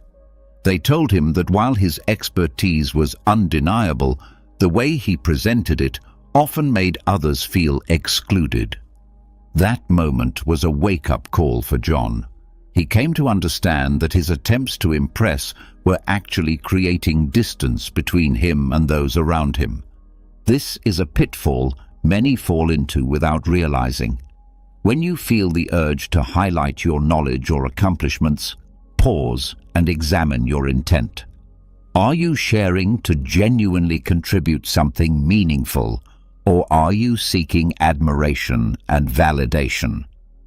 If it's the latter, it may be time to rethink your approach. Boasting diminishes the power of your words. Instead of building bridges, it can erect invisible walls, making others feel as if they're being compared or judged.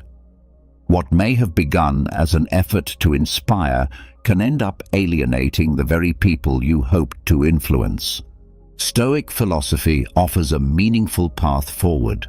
First, let your actions be louder than your words. When you truly possess knowledge, it naturally reveals itself through the quality of your work and the way you navigate challenges. Next, embrace humility. Being humble doesn't mean hiding your talents. It means allowing others to recognize your worth through real experiences and genuine interactions.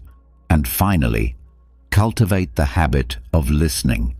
Listening not only helps you learn from others, but it also shows them respect and strengthens your ability to form meaningful connections. To the Stoics, listening is a form of silence that holds immense power. Silence isn't a sign of ignorance. It reflects inner strength, patience, and understanding. John eventually came to understand this profound truth. Over time, he stopped centering conversations around himself and started genuinely engaging with the thoughts and experiences of others. He went from trying to control conversations to quietly contributing and valuing the voices around him. Gradually, people began to gravitate toward him, not only because of his knowledge, but because of the integrity, warmth, and sense of collaboration he brought into every space. He came to embody the idea that wisdom isn't something you boast about, it's something you share in a way that uplifts others. Choosing not to brag doesn't mean withholding your insights or knowledge.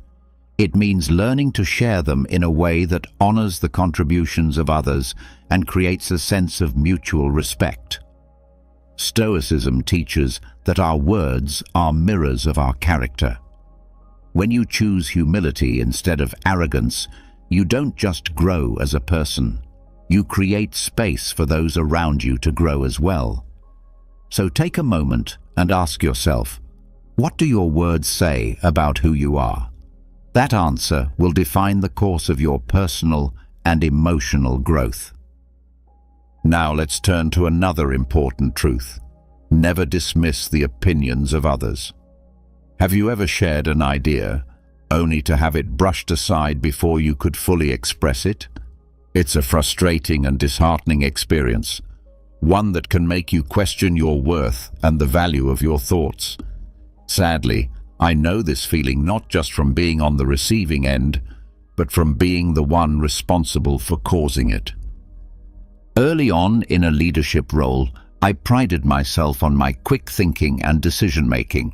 During a team meeting, one of my colleagues offered a suggestion to improve how we managed our workflow. Without pausing to reflect, I interrupted and rejected the idea, labeling it as unworkable. I believed I was saving time and being efficient, but I failed to notice the sudden silence that fell over the room, the exchanged glances, the loss of enthusiasm, and how the rest of the meeting passed without any more ideas being offered. Later, a trusted colleague pulled me aside and gently said, "Maybe you could have listened a little longer. That idea wasn't as off base as it first sounded." That moment stopped me in my tracks. It wasn't just a missed opportunity. It was a moment that revealed I had created an atmosphere where people no longer felt safe or encouraged to speak freely. Stoicism teaches that wisdom is rooted in openness, not in assuming you have all the answers. Marcus Aurelius once said, "You cannot learn what you think you already know." When you dismiss someone's perspective before understanding it, you're not just closing yourself off to potentially valuable insights, you're also weakening the trust and connection within your relationships. The cost isn't just a lost idea, it's the erosion of collaboration and team spirit. From that experience, I learned to approach conversations differently. In future meetings, I reminded myself that listening doesn't mean agreeing. It simply means showing respect and being open to new possibilities. Even if an idea didn't seem promising at first, I chose to remain curious instead of critical. To my surprise, when I made space for others to speak freely, my team began offering innovative solutions, ideas I would never have thought of on my own. Here's a mindset shift that helped me. Instead of immediately trying to challenge or disprove an idea, I started asking myself, what can I learn from this? Even when a suggestion seemed flawed or off track at first glance, it often contained a seed of insight. And even if the idea ultimately didn't work, I still gained valuable perspective into how someone else was interpreting the issue. That deeper understanding on its own held real worth. Another key principle is practicing humility. Stoic teachings remind us that we are not the center of the universe. When we disregard someone else's opinion, what we're really doing is elevating our own viewpoint above all others, as if we alone hold the ultimate truth. But the reality is, no single person, no matter how experienced or intelligent, has all the answers. Genuine wisdom comes from collaboration, from the thoughtful exchange of different perspectives and experiences. After shifting my approach, I noticed a change in the dynamic of our meetings. I began asking more questions instead of making statements. I made a conscious effort to invite even the quietest voices into the conversation. The effect was powerful. Not only did our ideas improve, but the entire team started to feel more valued and engaged. It became clear to me that everyone, in their own way, had something important to offer, something I had been blind to because of my own impatience and overconfidence. Ultimately, refusing to dismiss others' opinions isn't just about being polite. It's a smart, strategic move. When you show respect for the perspectives around you, you unlock a wealth of insights, creativity, and opportunity. You build trust, and you cultivate an atmosphere where real innovation has space to thrive. As the Stoics believed, wisdom isn't about always being right.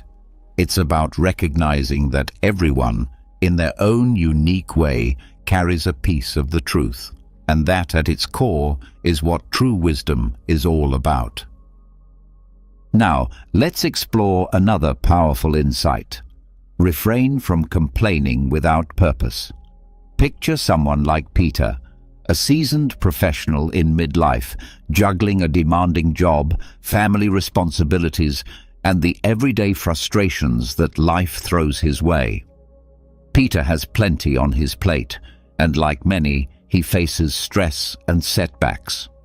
But instead of approaching these issues constructively, Peter has slipped into a habit of constant complaining. From grumbling about co-workers not pulling their weight to venting about the broken coffee machine in the office, Peter's frustrations seem never-ending. At first, his co-workers were understanding. They listened, even offered solutions. But as time passed and Peter's complaints continued without change, the atmosphere around him began to shift. Conversations with him became draining. People started keeping their distance, not because they didn't care, but because they felt emotionally exhausted by the endless negativity. One day, during a lunch break, a friend spoke up with a simple yet piercing question. "Peter, I get that you're frustrated, but what are you actually doing to fix any of this?" That moment stuck with Peter. It forced him to reflect. He came to realize that he wasn't genuinely trying to improve anything. He was simply venting, letting his frustrations spiral unchecked.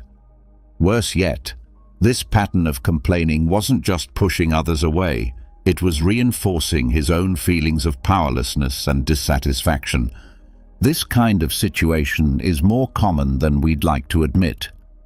It's easy to slip into the routine of voicing complaints without thinking about how it affects those around us, or how it keeps us stuck in a negative mindset.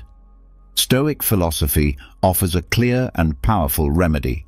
Focus your energy on what you can control and let go of what you cannot. Marcus Aurelius, one of Stoicism's most respected voices, once said, "You have power over your mind, not outside events. Realize this, and you will find strength."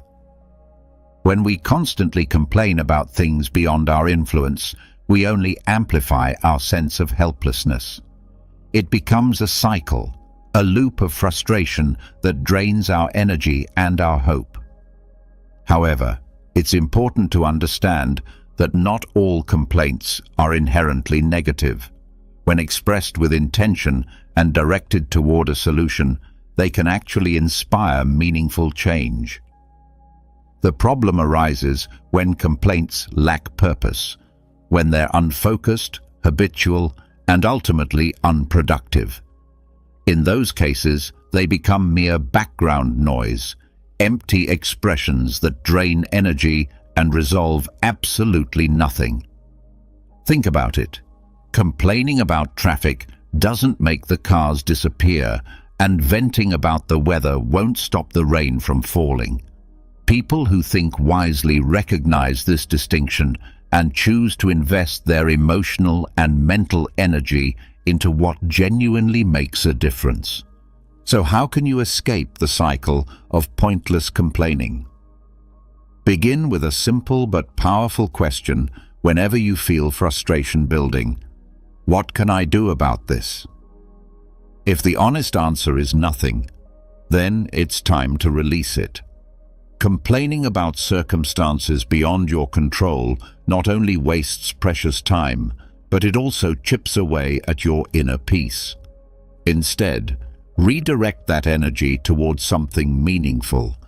Take time to read, reflect, or express gratitude for the parts of your life that are going well. Another helpful approach is to shift your perspective.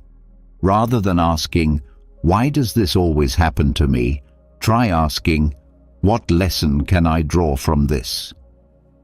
Stoic philosophy teaches us that within every challenge lies a potential for personal growth.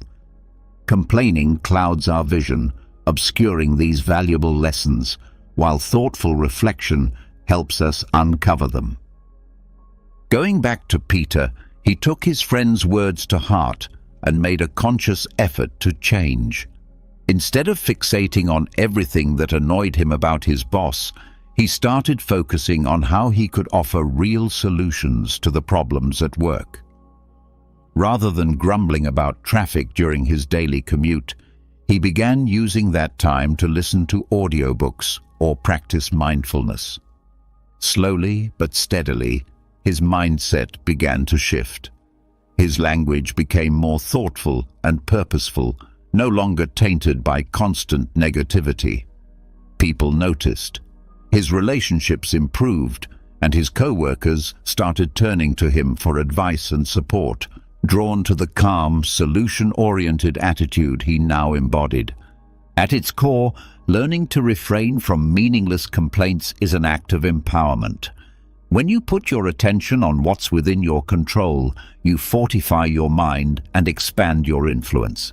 Stoic wisdom reminds us that our words and thoughts are tools, and when we use them intentionally, they can help us build a life rooted in resilience, clarity, and genuine connection. By releasing empty grievances and embracing purposeful action, you don't just change the way others see you, you begin to reshape your own experience of life. Now, let's turn to another important principle: making no empty promises. Promises carry a particular significance in our lives. They create expectations, foster trust, and define the bonds we have with others. And yet, how often do we catch ourselves making promises casually, without fully considering whether we can actually keep them? Though often made with good intentions, this habit can slowly wear down our credibility and damage our relationships. Stoic philosophy places great emphasis on the harmony between our words and our deeds. Integrity, in the Stoic view, isn't found in saying many things. It's found in consistently following through on what we do say. Take, for example, a man named Greg. He's in his 50s, juggling a demanding career and a full family life. Greg means well, but he has a tendency to overpromise. He often assures his team that he'll review their reports by a specific date, or tells his family he'll be home in time for dinner, only to miss those marks again and again. Initially, people gave Greg the benefit of the doubt, assuming he was just overwhelmed by his busy schedule. But as more and more promises went unfulfilled, frustration began to grow. His colleagues started second-guessing his commitments, and his family grew tired of the repeated letdowns. What once were trusted words began to lose their impact, gradually taking on an undertone of doubt and disappointment. One evening, after missing yet another family gathering, Greg returned home to find a note left on his desk by his teenage daughter. It read simply, "We just want you to mean it when you say it." That message hit him harder than any missed deadline or disappointed co-worker ever had. It forced Greg to confront the reality that, despite his good intentions, his repeated failure to follow through was undermining the very trust and respect he had worked so hard to build. This story brings to light an essential teaching from Stoic philosophy: speak with purpose and act with integrity. Marcus Aurelius once offered the simple yet profound advice: let your words be plain and true. His message is a reminder that promises should not be used to placate others in the moment. They are meaningful commitments that reflect our character. When we make a promise and fail to fulfill it, even unintentionally, it's like writing a check that our integrity can't cover. So how can we prevent ourselves from making promises we can't keep, while still nurturing trust and strong relationships? It begins with a pause before we commit. Ask yourself, do I genuinely have the time, the resources, and the mental energy to fulfill this promise? If the answer is uncertain, it is far better to be transparent and set realistic expectations than to risk disappointing others with an empty assurance. For example, rather than saying, "I'll definitely have this ready by tomorrow," consider saying, "I'll aim to have it ready by tomorrow, but if I need a bit more time, I'll let you know." Another helpful practice is to deliberately under-promise and over-deliver. By setting achievable goals and sometimes exceeding them, you avoid the sting of disappointment and instead build a reputation for consistency and reliability. Imagine Greg telling his team he would need 3 days to review their reports, then handing them in after only 2. That quiet act speaks louder than grand declarations. It reflects not only competence, but also care and dependability. And finally, embrace accountability. If you ever find yourself unable to keep a commitment, don't dodge the consequences. Face the situation directly. Offer a sincere apology. Give a brief explanation if necessary, and suggest a practical way forward. This response not only helps repair any damage, but also shows deep respect for the other person's time, trust, and expectations. Greg took these lessons seriously. He began evaluating his commitments more thoughtfully, saying no when he couldn't give a wholehearted yes, and ensuring he followed through when he did make a promise. Over time, his co-workers began to trust him again, and his family started recognizing his efforts as genuine and heartfelt. Even more importantly, Greg noticed a shift within himself, a calm confidence that came from knowing his words meant something and that his actions truly backed them up. Ultimately, avoiding empty promises is not about striving for perfection. It's about striving for authenticity and reliability. Stoicism teaches us that real strength is found in living with integrity, where what we say and what we do are in harmony. When we make this a priority, we not only earn the respect of others, but we also cultivate relationships that are deeper, more sincere, and built on mutual trust. Because at the end of the day, it's not the promises we make that define who we are. It's the ones we keep. Before we continue with the next insight, if you're finding value in this video, don't forget to hit the like button and subscribe to the channel. Make sure the notification bell is turned on so you never miss future content. If you're as inspired by this wisdom as I am, drop a comment below saying, "I love this wisdom." Now, let's move on to the next lesson. Don't deny your mistakes. Have you ever felt like admitting a mistake is the same as revealing your flaws to the world, opening yourself up to judgment and criticism? I used to carry that fear too, until one transformative experience completely changed the way I saw things. Through the lens of Stoic philosophy, I came to understand that acknowledging your mistakes doesn't reduce your value. It actually elevates you. It reveals a person who is courageous, honest, and committed to growth. Marcus Aurelius once said, "If someone is able to prove me wrong and show me my mistake in any thought or action, I will gladly change, for it is the truth I seek, and the truth never harmed anyone." This wisdom reveals a powerful Stoic truth. Admitting when we are wrong isn't a sign of weakness. It's a reflection of strength and a deep commitment to truth. Let me share a personal experience that brought this lesson to life for me. A few years ago, I was in charge of a significant project at work.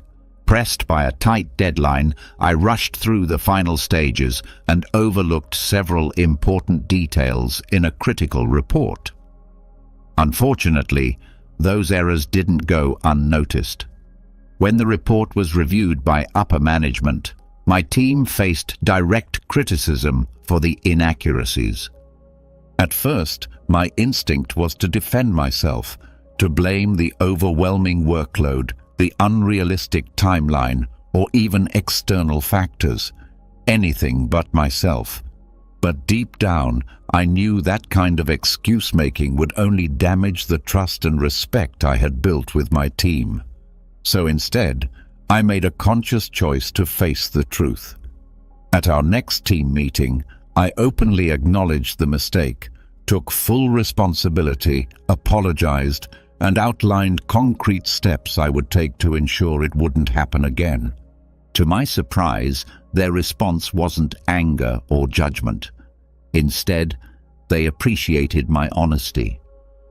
A few team members even thanked me for owning up to the mistake and showing accountability.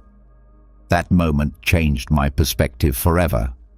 I realized that acknowledging my fault didn't diminish my credibility. It actually made me more trustworthy in their eyes. Why is owning up to mistakes such a powerful act? Because it breaks down walls of defensiveness and builds bridges of trust. When you accept responsibility, you demonstrate that truth matters more to you than your pride. It sends a clear message that you are someone who values integrity, and that creates an environment where others feel safe to be honest, to admit their own mistakes, and to work together on solutions. But let's be honest, admitting a mistake is rarely easy. There's always the fear of being judged or losing respect. Yet ask yourself, does denying a mistake that others clearly see improve your reputation? Or does it simply make you appear less reliable? The courage to acknowledge your missteps is a true mark of inner strength. It shows that you are not afraid of growth and that you are committed to becoming better. So how can you begin to apply this principle in your own life? Start with self-awareness. When a situation doesn't go as planned, resist the urge to shift blame. Instead, pause and ask yourself, what role did I play in this? Even if your part was small, owning it is the beginning of finding a solution. Then, focus not just on apologizing, but on making things right. Show through your actions that you are committed to correcting the mistake and improving in the future. Stoic philosophy teaches that our mistakes are not marks of failure. They are stepping stones to personal growth. Those who are brave enough to admit their faults not only better themselves, but also inspire those around them. When you face your mistakes with openness and resolve, you're not just earning respect, you're building lasting trust. So the next time you stumble, don't run from it. Don't mask it with excuses. Take a moment, accept responsibility, and commit to doing better moving forward. Because the courage to admit your mistakes is what truly sets you apart, and it's what earns you lasting respect. Now, let's continue with another important Stoic lesson. Don't overshare your future plans. The Stoics often reminded us that keeping our promises isn't simply about following through. It's about safeguarding our integrity and honoring the trust of others. When we casually make promises, even small ones, and fail to keep them, we slowly erode our credibility and the confidence others have in us. Let me introduce you to someone whose story might sound familiar. His name is Jim, a middle-aged professional known for his friendly, agreeable nature. He had a reputation for being generous with his time and always willing to lend a hand. Whether it was helping a friend move, volunteering for an extra task at work, or committing to attend every local event, Jim had a standard reply: "Sure, count me in. But as the demands of life increased, family responsibilities, work deadlines, personal obligations, Jim's well-meaning promises began to stack up. Slowly, those commitments slipped through the cracks. He started forgetting appointments, missing deadlines, and disappointing the very people he wanted to support. This scenario is a reflection of a trap many of us fall into. Sometimes, we agree to things we can't truly commit to because we don't want to disappoint someone in the moment, or we simply want to be seen as helpful and agreeable.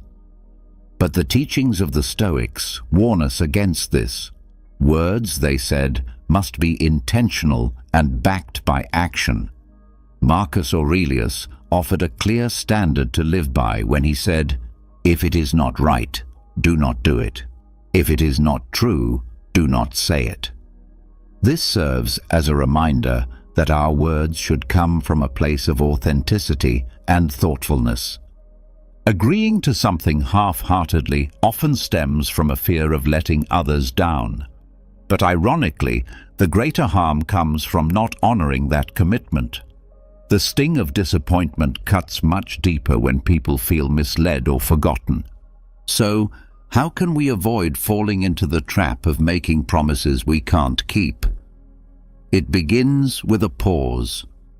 Before you agree to any request, take a moment to consider whether it aligns with your current priorities and whether you can realistically follow through. If the answer is no, a kind but honest refusal is often far more valuable than an insincere yes that never becomes reality. People may not always like hearing no, but they will respect your honesty and the clarity it brings. Another important mindset shift is learning to value depth over breadth. It's better to say yes to fewer things and do them with excellence than to overextend yourself and disappoint others. When you commit to something, do it with focus and genuine intention. This builds a reputation for being dependable and thoughtful, someone whose word means something. Equally important is understanding that saying no is not a selfish act. It's an expression of self-awareness. The Stoics emphasize the importance of focusing on what is within your control. When you stretch yourself too thin, you dilute your ability to follow through on the things that matter most. But when you choose your commitments carefully and fulfill them with integrity, you protect both your energy and your credibility. As Jim reflected on his moment of realization, he began to make meaningful changes. He became more selective in what he agreed to, no longer saying yes just to avoid awkwardness. He started prioritizing the commitments that truly mattered and made sure to honor them fully. With time, those around him noticed the change. His relationships improved, not because he was always available, but because when he made a promise, he kept it.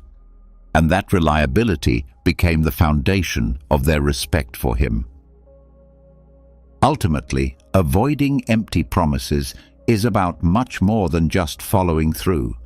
It's about aligning your words with your values. It's about building deeper, more authentic relationships through honesty, intention, and follow-through.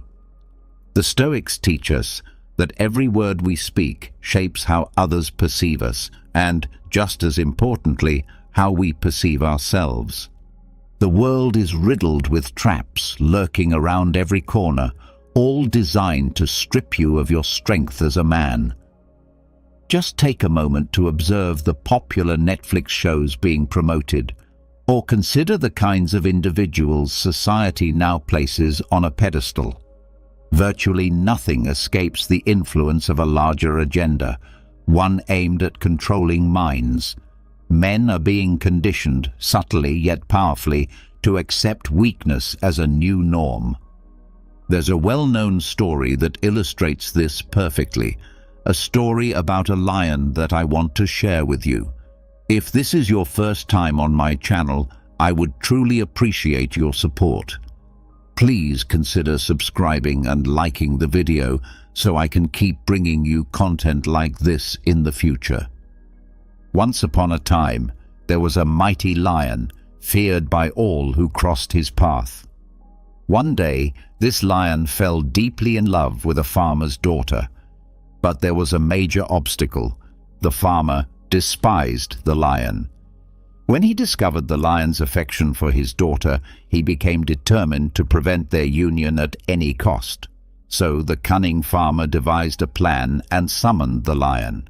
He told the lion that he would only permit the marriage under one condition, that the lion must first remove his sharp claws. To the lion, it seemed like a small sacrifice for such a great reward.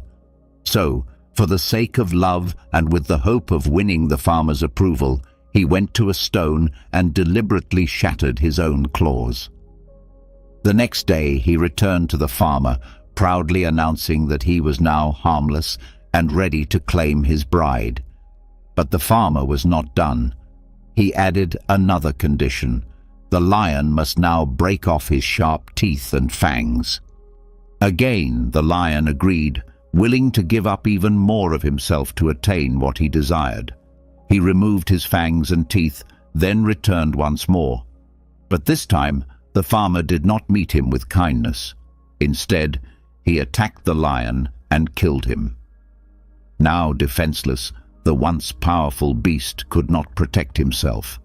The very things that had given him strength and identity had been willingly discarded, one by one. This story holds a powerful message. Brothers, the world we live in today is no different. There are forces at play far greater than most of us realize, and they have meticulously crafted a system, a matrix, designed to keep men enslaved to their impulses, their cravings, and their desires. But here's the hard truth. You can blame the farmer, you can point fingers at the elite and the system all you want. But in the end, it was the lion who made the choice to surrender. Voluntary discipline is the sacred virtue every man must embody, whether in his professional ambitions, financial journey, or romantic life. Every man is born with a deep desire to feel powerful, assertive, and in control. This is not arrogance. It's nature. We are wired to strive for strength and direction. Yet many of us have lost touch with this instinct. We fall into habits that strip us of our potential. We willingly hand over our power. Today, men complain endlessly. They squander their money on meaningless pleasures, drugs, pornography, and even apologize for things that don't require an apology. In doing so, they develop habits that weaken them from the inside out. One such habit is mocking others. This isn't a topic that gets much attention, but it's crucial. As a man of high value, you should never elevate yourself by tearing others down. Mocking others in an attempt to look superior reveals insecurity and a lack of respect. Authentic masculinity isn't about dominance over others, it's about self-mastery. Think about the example of crabs in a bucket. When one crab tries to climb out, the others instinctively pull it back down. Similarly, when someone around you attempts to rise, to improve, or to pursue a better life, there are those who feel threatened or envious and try to hold them back. That kind of behavior is neither noble nor productive. If you find yourself making fun of others, understand this: in that moment, you are placing yourself beneath them, period. That doesn't mean you should ignore mistakes or never correct others, but correction should come from a place of guidance, not ridicule. As a man, it is your duty to mentor and uplift your brothers, not to belittle them.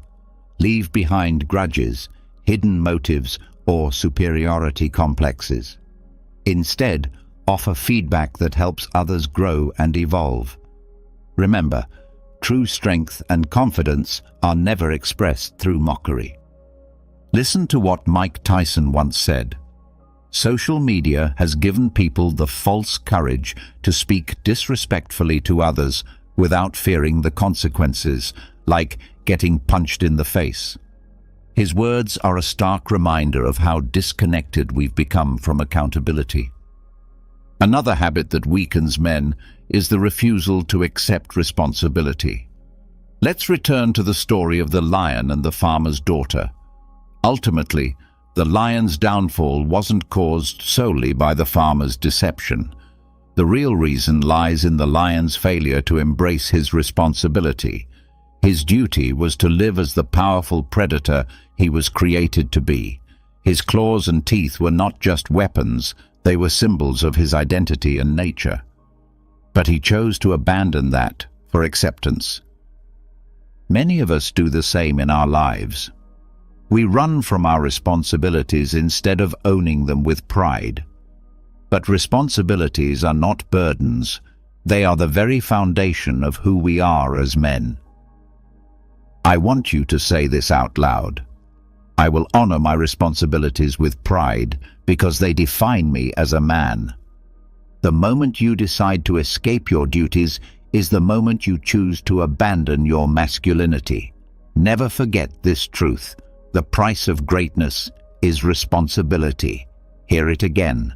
The price of greatness is responsibility.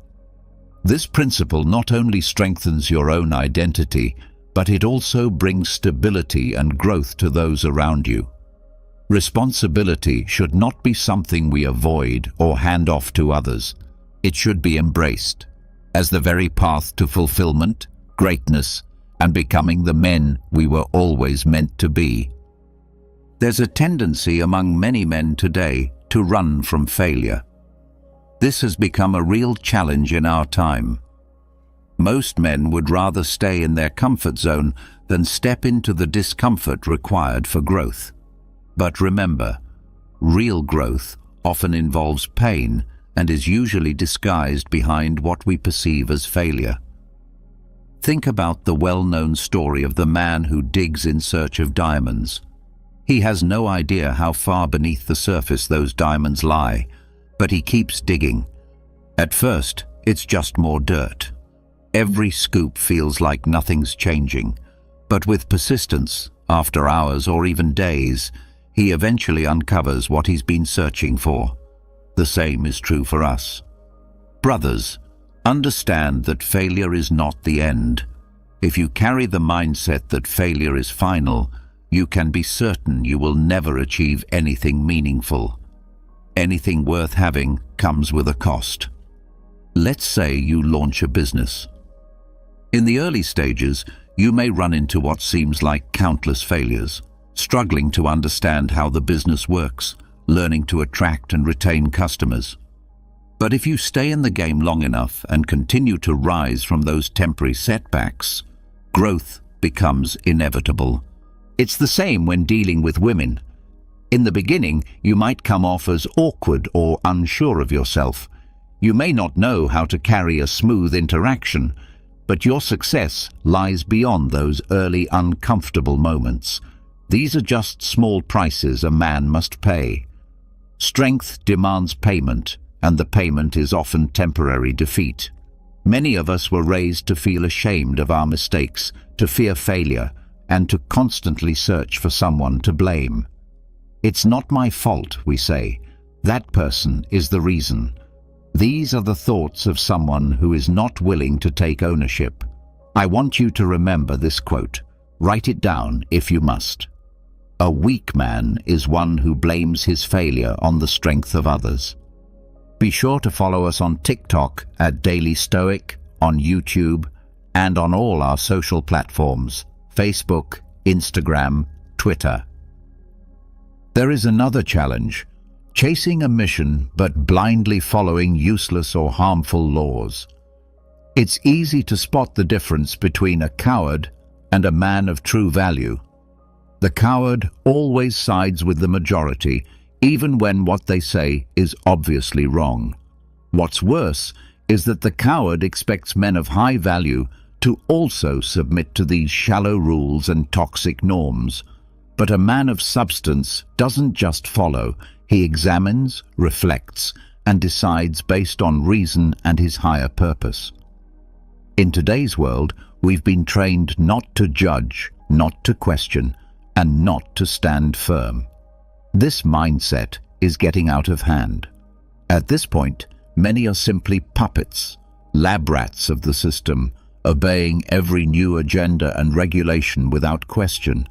There's nothing wrong with obedience, but only when what you're obeying aligns with your purpose, your calling, and above all, with the law of God. There is no law above that divine standard. Ask yourself, are you easily intimidated? Do you try to please everyone just to avoid confrontation? For some men, learning to say no is incredibly difficult, but if you commit to acting on truth, you'll see that the world doesn't fall apart when you stop complying with everything. I've seen too many men live in fear within their own marriages, acting like their wives are tyrants, afraid to speak their minds or offer correction. That is a perfect example of unhealthy submission, one that strips away masculine strength and leadership. Now let's talk about body language. The concept of nonverbal communication is more important than you might think. This includes things like how you shake hands, your eye contact, the way you sit, how you walk, and how you move when engaging with others. People can often sense whether you're a strong or weak man without a single word being said. In a society that often pushes against traditional masculinity, it's more important than ever for men to be aware of how they carry themselves. Being intentional with your body means consciously projecting strength, confidence, and clarity. Stand tall, walk with purpose. Make solid eye contact when speaking. Be deliberate in your movements and maintain a commanding presence. Your body speaks before your mouth does. It's your first impression, your silent introduction. It has a powerful impact on how people see you and how they treat you. When you present yourself as a man with confidence and strength through your body language, people are less likely to try to exploit or disrespect you. This is a vital skill for any man who wants to succeed in relationships, business, and life in general. Lastly, let's talk about waste. Specifically, wasting your most valuable years. We often stress on this channel the significance of your younger years, your 20s and into your 30s. These are your golden years, the prime time to build, to establish, and to grow. Think of a farmer planting seeds. He doesn't expect the fruit to grow the next day. In the same way, your 20s should be focused on sowing, emotionally, spiritually, physically, laying down the roots that will define your future. But here's the most important part. Don't expect to reap the rewards right away. Just keep planting, stay consistent, keep putting in the work. And before you even realize it, those seeds will begin to bear fruit. Don't rush the harvest. Keep planting, keep building, and before long, you'll find that you've created lush gardens and entire forests, environments that will attract the right kind of people, opportunities, and energy into your life. When I talk about sowing, I'm talking about pushing yourself, testing your limits, and challenging who you are now so that you can grow into who you're meant to become. This doesn't mean you have to grind non-stop, working 24 hours a day, 7 days a week. But it does mean you must remain aware that these early years are when your energy is at its peak, when opportunities to take bold risks are abundant. Take advantage of this season. Especially when you're young, it might feel like you're missing out on social trends or being part of a fast-moving culture when you're choosing instead to invest in yourself. But resist that temptation to blend in or to be distracted. You may not fully grasp it now, but with time and maturity, you'll deeply appreciate the discipline and focus you showed during these early years. To reinforce this truth, listen to what the wisest man who ever lived said about youth. Solomon once wrote these powerful words, "You who are young, be happy while you are young, and let your heart give you joy in the days of your youth. Follow the ways of your heart and whatever your eyes see, but know that for all these things God will bring you into judgment." In other words, enjoy your youth, but also live it with purpose and accountability. Now, let's talk about another common trap, being lazy and unproductive with your time. The way you organize your day, how you manage the hours you've been given, plays a significant role in your personal development. Ask yourself, what time do you go to bed? What time do you get up? How is your day structured? What do you do when you come home from work? These questions are not small details to be ignored until it's convenient. They are fundamental to shaping the life you want. If you're a man seeking growth and success, then every part of your day deserves intentional planning. Consider why the most powerful people in the world are so effective at constructing systems and influence, what some call the matrix. It's because every detail of that system has been carefully planned. In the same way, you must examine your daily life, the people you interact with, the environments you allow yourself to be in, and even the type of content you consume. If you are not intentionally planting strong, purposeful thoughts in your mind, you may unknowingly be giving open access to influences that weaken you from within. Laziness is one of the greatest threats to men today. Many of us have powerful ideas and ambitions about our future, about business, or about the kind of life we want to live. But if we do not take action, those dreams remain unrealized. Laziness has a way of creeping in slowly and subtly. It starts small, but if left unchecked, it spreads like a disease, silently eating away your potential. It holds you back from taking necessary steps and keeps you stuck in place. Always remember, brothers, that laziness only wins against the weak. A man of true value and inner strength quickly learns how to identify laziness within himself and correct it before it takes root. Stay vigilant. Watch for signs of idleness in your life and act against it the moment it shows up. Don't forget this. In modern society, weakness has become a celebrated trait. Weakness is praised and promoted, but strength remains your greatest virtue. Pursue strength relentlessly. Find strength in every situation, in every challenge, and most importantly, never forget that your ultimate source of strength is God. Each day is filled with moments that can shape your growth and push you closer to your goals, but it's up to you to seize those moments with intention and courage. Let your pursuit of strength be both physical and mental. Know that building your spiritual and personal foundation will give you the resilience you need to overcome life's trials. We are often raised with the belief that we must give, share, and place generosity above our own personal interests. Yet, at some point, someone comes along and cautions us about the risks that come with being too kind and overly compassionate. We live in a world where the reality doesn't always reflect the ideal, a world where what we give isn't always returned in kind. Despite this, there are many generous people who pour not only their money but also their energy into helping others, often through indiscriminate giving and donations. If this is your first time visiting my channel, I would really appreciate your support. Please subscribe and like this video so I can continue to create content like this in the future. Now, let's consider a difficult but necessary question.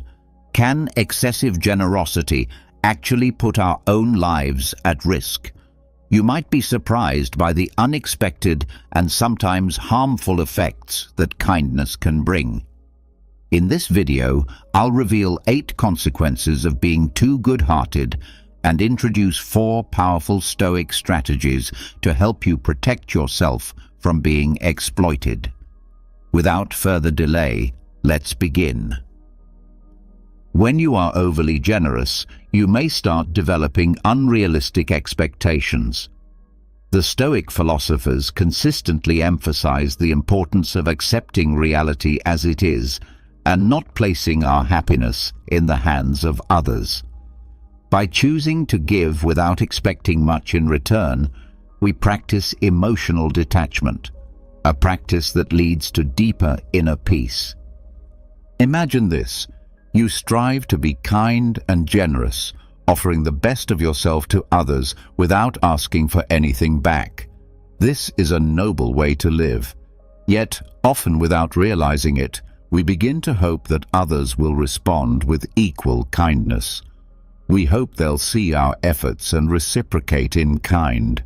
But what happens when those expectations go unmet?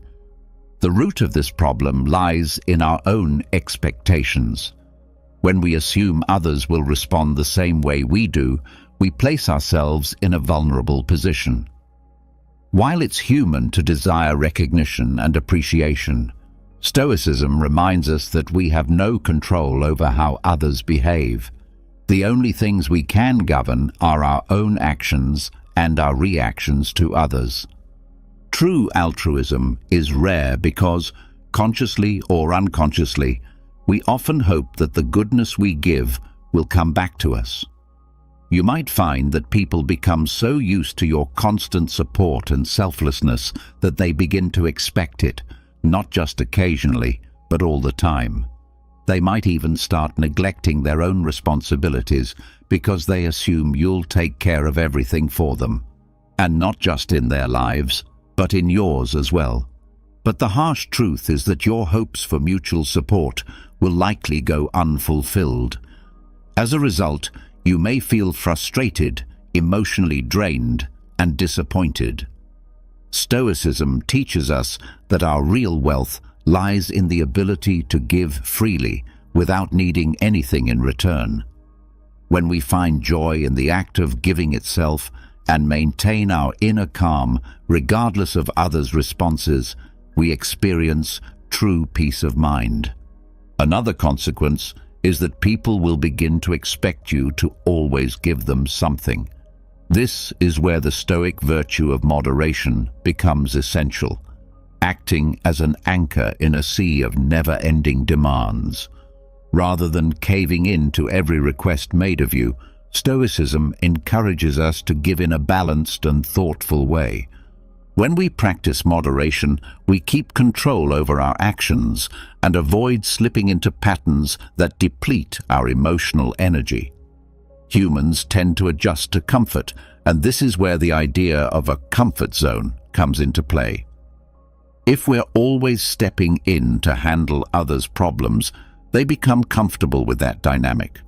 They no longer feel a need to grow, to stretch themselves, or to face life's challenges, because they know we'll always be there to bail them out.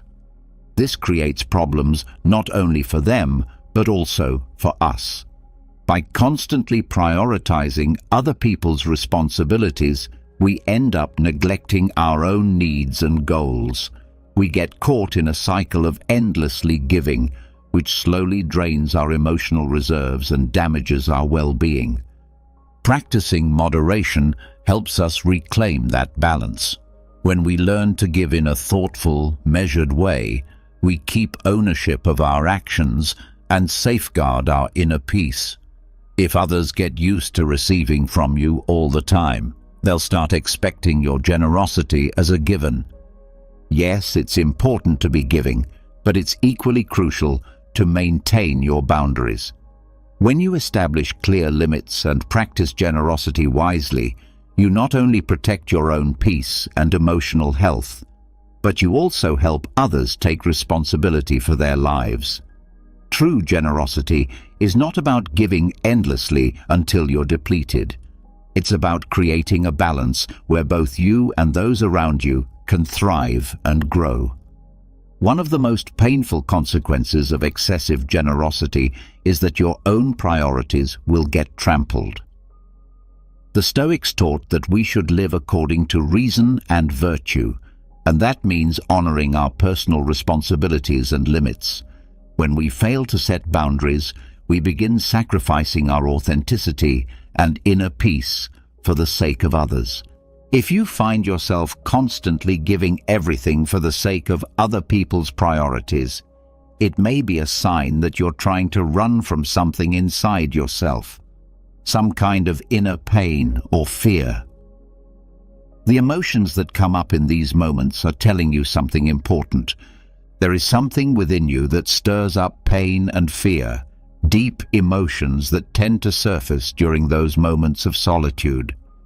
The experience of loneliness can be overwhelming. It brings with it a hollow feeling, a deafening silence, and a yearning for connection that creates intense emotional discomfort. During these times, it becomes all too easy to seek refuge in something external. Often, we throw ourselves into caring for others, attending to their needs as a way to escape the emptiness we feel inside. But this constant giving comes at a steep price. In trying to fill the void, you risk losing yourself. Your inner voice becomes drowned out by the unrelenting demands of the outside world. Eventually, when you're left alone with your own stillness, the very pain and fear you've been trying to suppress rise up again, even stronger than before. It's crucial to understand that attending to your own needs and honoring your personal priorities is not selfishness. Rather, it's an act of self-care and an essential part of preserving your authenticity. The Stoics remind us that establishing boundaries and living in alignment with our personal virtues is not only an expression of self-love, it is a pathway to a more genuine and fulfilling life. So the next time you feel the urge to run away from yourself by constantly focusing on others, pause for a moment. Acknowledge those uncomfortable emotions that surface in solitude. Welcome them with compassion. Give yourself permission to be real about your desires and needs. Learn to create healthy boundaries and say no when it's necessary. When you honor your own authenticity, not only do you nurture your inner life, but you also offer a more balanced and sincere generosity to others, one that stems from a place of wholeness and truth. If you give too much of yourself, others may begin to perceive you as weak and treat you accordingly. Stoic philosophy encourages us to develop inner resilience and maintain self-discipline. When you consistently step up to help, over time you may gain recognition as a reliable figure in that sphere of assistance. However, this can backfire. The absence of clear boundaries often sends the opposite signal. People may see this as a vulnerability. Instead of respecting you, they might start exploiting your willingness to help. You come across as someone who will shoulder others' burdens without hesitation or question. This can trap you in a cycle of being perpetually overwhelmed, drained, and resentful. But something powerful begins to shift when you start asserting yourself and saying no, calmly yet firmly. People begin to see you differently. You're no longer viewed as someone who endlessly accepts every responsibility thrown your way. You become someone who values themselves enough to set clear limits, someone worthy of dignity and consideration. This change in how others perceive you is deeply significant. That small word, no, can transform your relationships. You cease to be an easy target for constant demands. You become a strong, self-respecting individual who knows how to uphold boundaries. and that earns genuine respect.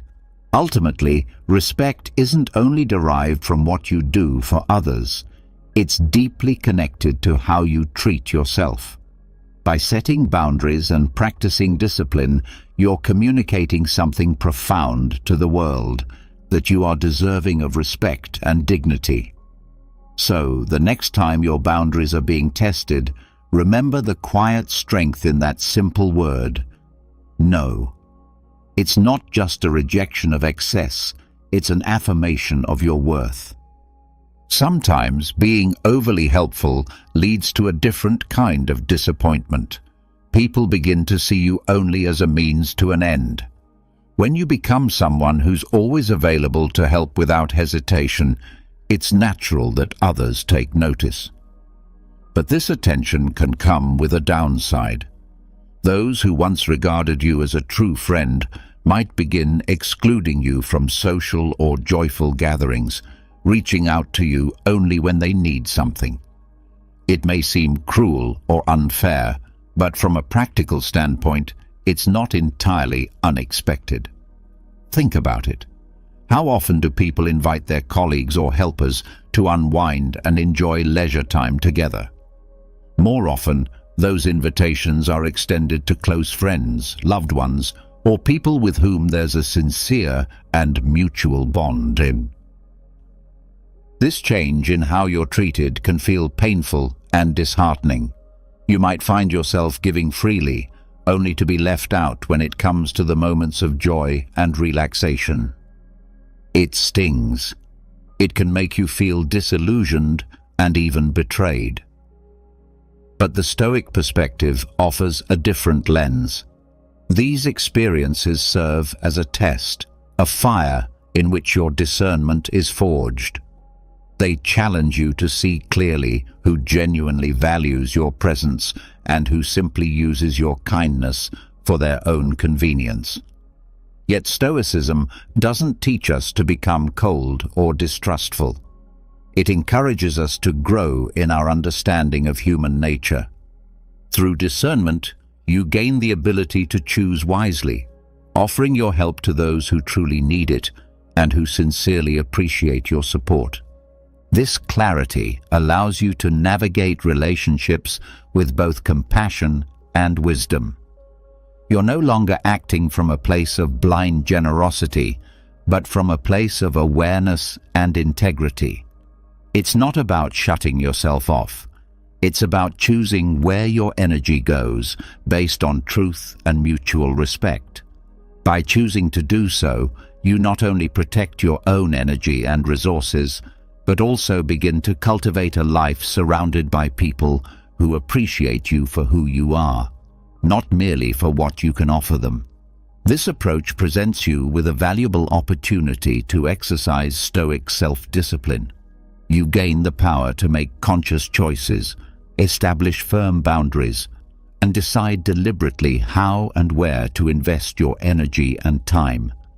This helps keep your inner life stable, your focus clear, and your priorities aligned with those who genuinely value your help. In doing so, you align yourself with Stoic principles and begin to discover a deeper sense of peace and fulfillment, even amidst the often complicated nature of human relationships. You will naturally attract people who are in need, but rarely those who are willing to give. According to Stoic teachings, our actions and thoughts emit a kind of energy that draws toward us individuals with similar vibrations. When we cultivate a healthy mental state, one of positivity and emotional clarity, we radiate a high frequency of energy. This high vibration state becomes magnetic to others who are also generous, enthusiastic, and sincere. However, when we give indiscriminately and allow ourselves to become emotionally drained and physically depleted, our energy begins to weaken. We start vibrating at a lower frequency, which makes us more likely to attract people who are needy, not because they are authentic or want a mutual connection, but because they seek to fulfill their own desires at our expense. This diminished energy doesn't only attract the needy, it also draws in opportunists. These individuals have no real intention or ability to reciprocate. Instead, they see in us an easy opportunity to take what they want without offering anything in return. Stoic wisdom teaches us that the key lies in discernment and self-discipline. We must learn to recognize when we are giving too much, to the point of draining our own reserves. This recognition demands that we set clear boundaries and practice moderation, even in our acts of generosity. In doing so, we protect our energy, maintain a higher vibrational frequency, and begin attracting people who truly appreciate our authenticity and are capable of engaging in mutual, reciprocal relationships. By staying aware of our emotional energy and practicing a more balanced form of generosity, we foster relationships that are built on mutual respect and appreciation, not exploitation. These are the relationships that bring true benefit, grounded in reciprocity and genuine human connection. Such a life, aligned with Stoic values, allows us to experience authentic bonds based on honesty and integrity. Without this awareness and balance, there is a real danger of falling into addiction. The Stoics often caution against this very outcome, reminding us that moderation and self-control are vital for maintaining a balanced and healthy life. When it comes to generosity, practicing self-discipline becomes even more important. It safeguards us from slipping into addictive patterns that often arise when we're emotionally and physically depleted from overextending ourselves. Living according to Stoic values means recognizing that generosity must be tempered. Giving without limits can leave us drained and vulnerable, which may lead us to seek comfort in unhealthy ways, such as overeating, drinking excessively, or compulsive behaviors like gambling. Stoic philosophy teaches us to pay close attention to warning signs, especially those that come from trusted individuals in our lives. If someone close to you expresses concern that you may be relying too heavily on certain behaviors, it's important to take those observations seriously. It's natural for our first reaction to be denial, especially if we're caught in the early stages of an addictive cycle. However, these concerns often come from a place of genuine love and care.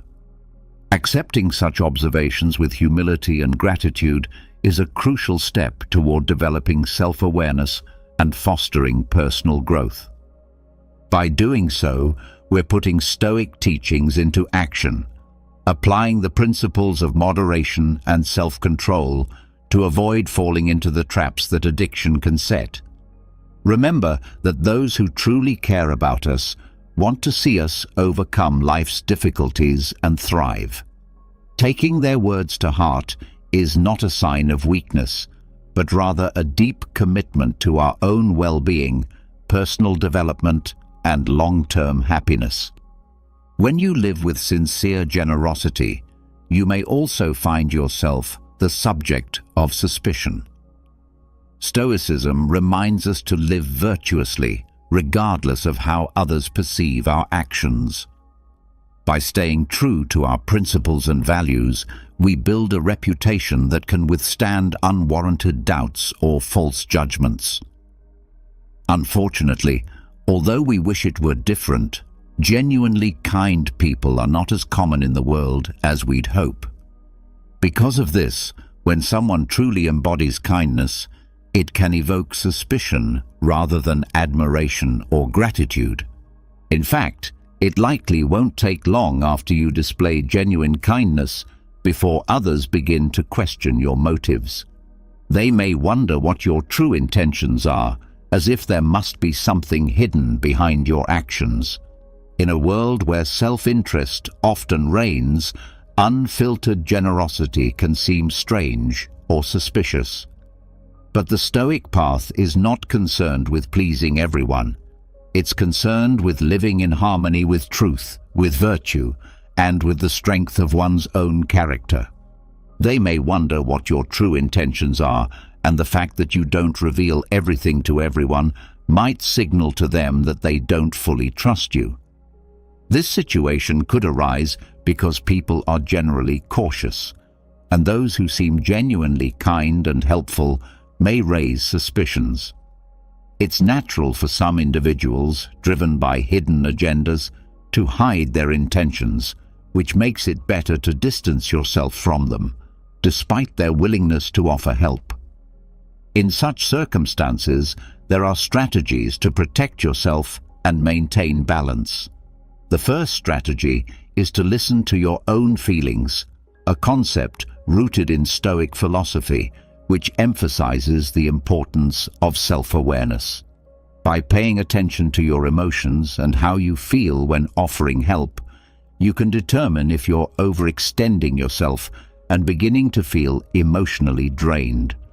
If offering help leaves you feeling overwhelmed, angry, or depleted, it's a sign that you need to reassess your boundaries. Stoics believe that self-reflection is essential for understanding your reactions, and acknowledging these feelings can guide you towards maintaining a healthier balance in your giving. The second strategy is to overcome the fear of saying no. Stoicism teaches that your time and energy are precious, and it's essential to be deliberate in how you spend them. Saying no when you're overwhelmed or when someone makes an unreasonable request is an important exercise in self-control. While we may initially feel uncomfortable saying no, it's a necessary practice for maintaining our well-being. Learning to say no with confidence helps you preserve your time and energy for the things that matter most, allowing you to avoid unnecessary stress and potential harm. The third strategy is to respect your personal time and space. Following the Stoic principles of self-discipline and self-respect, it's vital to carve out time for yourself. Whether it's enjoying a hobby, practicing yoga, or simply taking time to relax, you must make sure to prioritize these activities. When someone asks for your help during this designated personal time, they should respect your boundaries. If you're unable to help at that moment, don't feel guilty.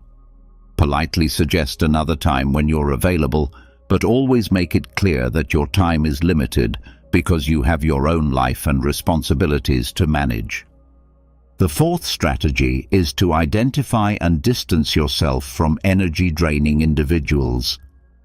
Practicing Stoic self-discipline and discernment involves recognizing relationships that take more from you than they give. These individuals, often referred to as energy vampires, constantly drain your emotional resources with their complaints, negativity, and unresolved issues. The Stoics would advise you to step back from these draining relationships because your well-being depends on surrounding yourself with people who uplift and contribute positively.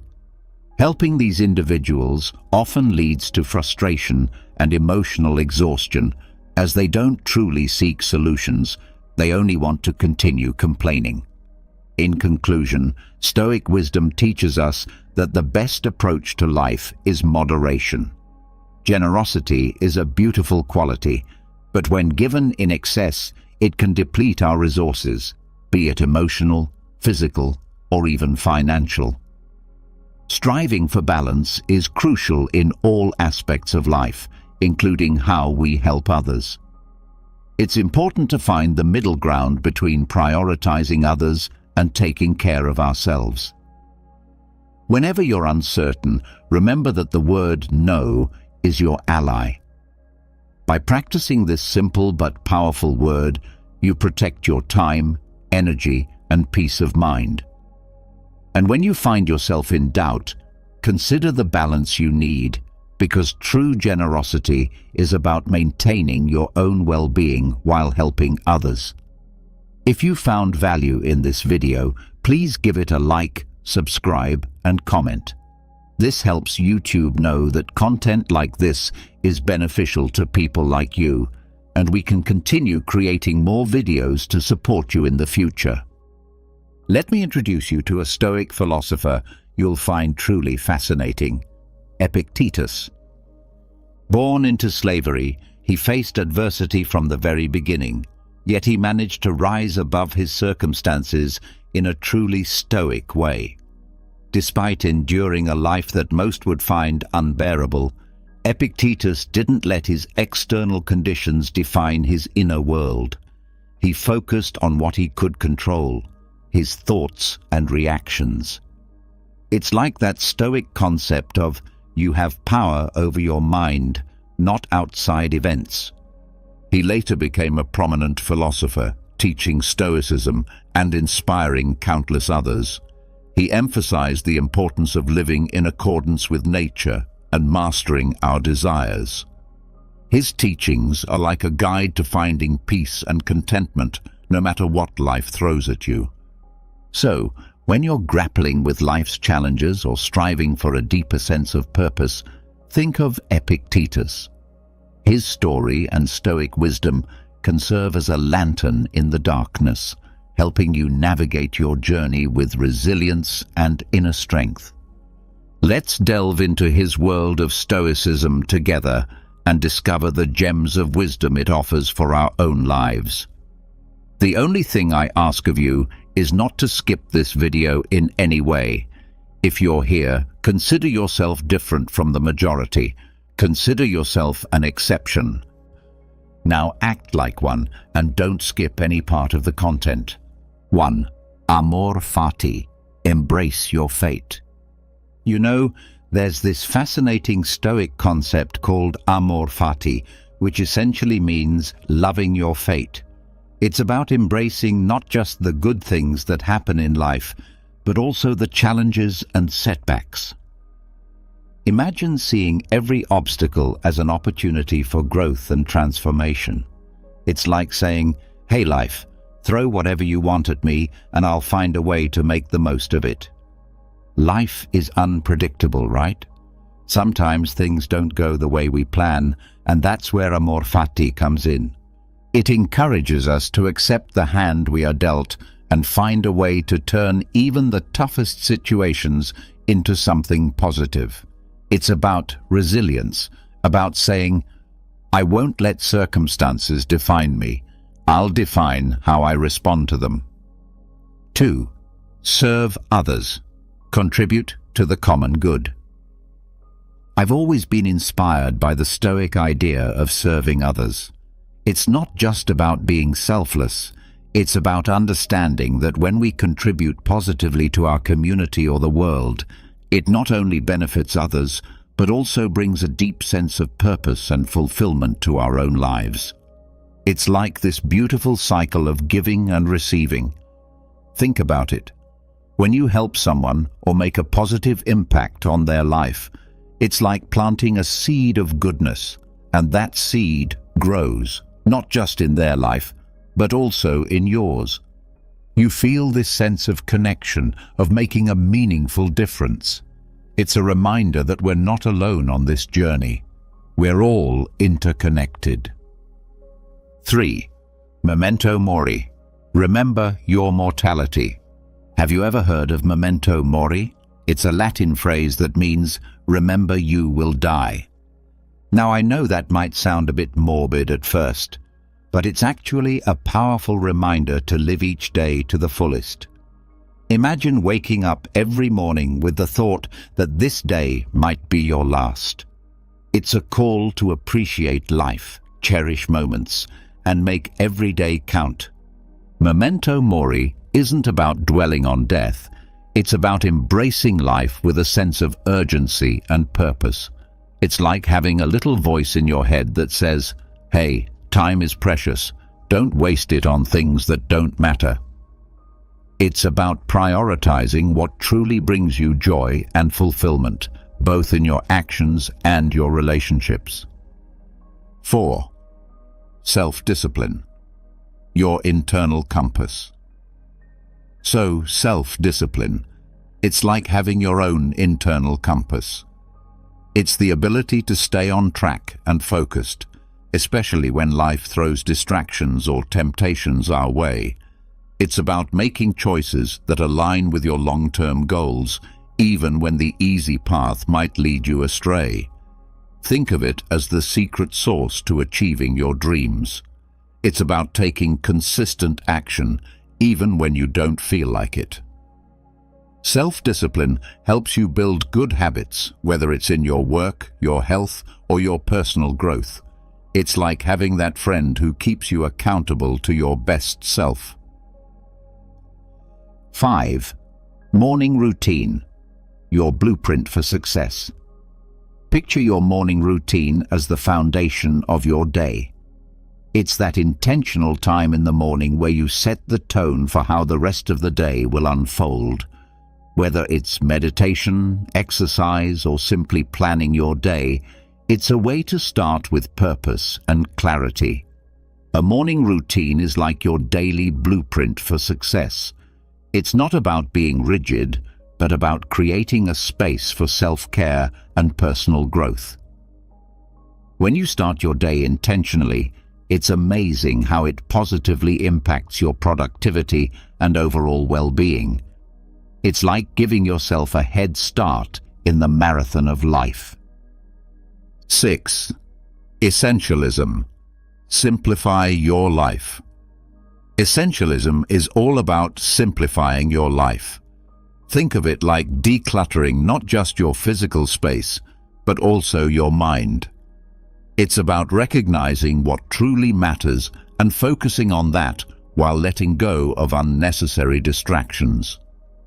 By doing this, you create space for what's important. Imagine your life as a room filled with various objects. Some are valuable, some are junk, and some are just taking up space.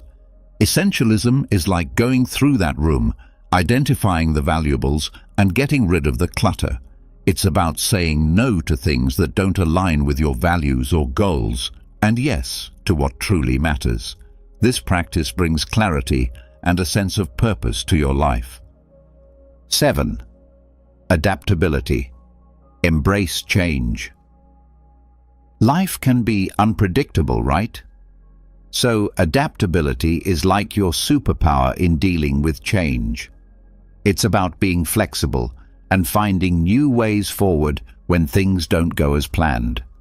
Instead of getting stuck, you pivot and make the most out of challenging situations. Think of it as being like a bamboo tree in a storm. It bends and sways with the wind, but doesn't break. Adaptability is about not resisting change, but embracing it as an opportunity for growth. It's a mindset that says, I can handle whatever life throws my way. It helps you thrive in a world that's constantly evolving. 8. Action over information. Turning dreams into reality. Imagine having all this knowledge but never applying it. Action is where the magic happens.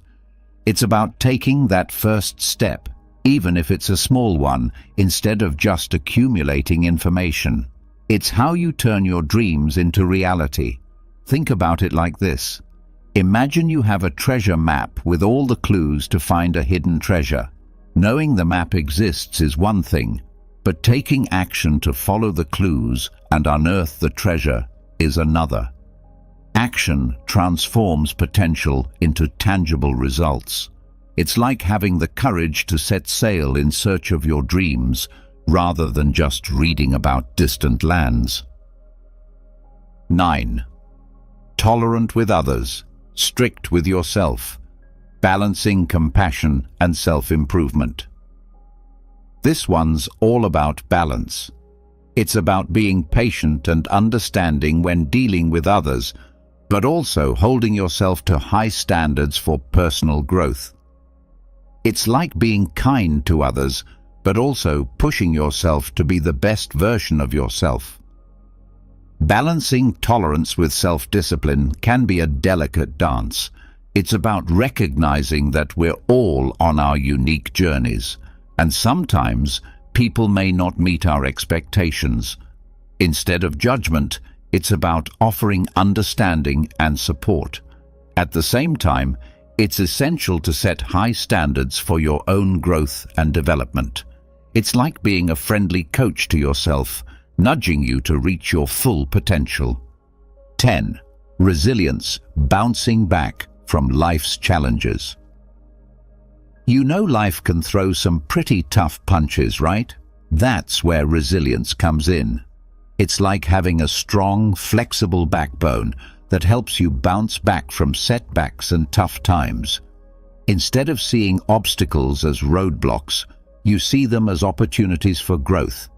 It's about developing that mental toughness to face adversity head-on and come out even stronger. 11. Empathy, understanding others. Ever thought about what it's like to walk in someone else's shoes? That's what empathy is all about. It's the ability to truly understand and share the feelings of another person. It's like saying, I see you, I hear you, and I'm here for you. Empathy fosters deep connections with others and helps us navigate the complexities of human relationships with compassion and kindness. 12. Mindfulness, being present in the moment. You ever catch yourself worrying about the past or stressing about the future? Mindfulness is the antidote. It's about being fully present in the moment, appreciating the here and now. It's like savoring the flavors of a delicious meal or feeling the warmth of the sun on your skin during a walk. Mindfulness brings a sense of calm and clarity to your life, helping you break free from the grip of anxiety and stress. 13. Purpose, guiding your life. Have you ever wondered, what's my purpose? Purpose in life. It's a big question, but Stoicism offers guidance. Your purpose is like your North Star, guiding your decisions and actions. It's like having a mission that gives your life meaning and direction. It's about waking up every day with a sense of why you do what you do. Purpose fuels your passion and drive, helping you overcome challenges with determination. 14. Continuous learning, never stop growing.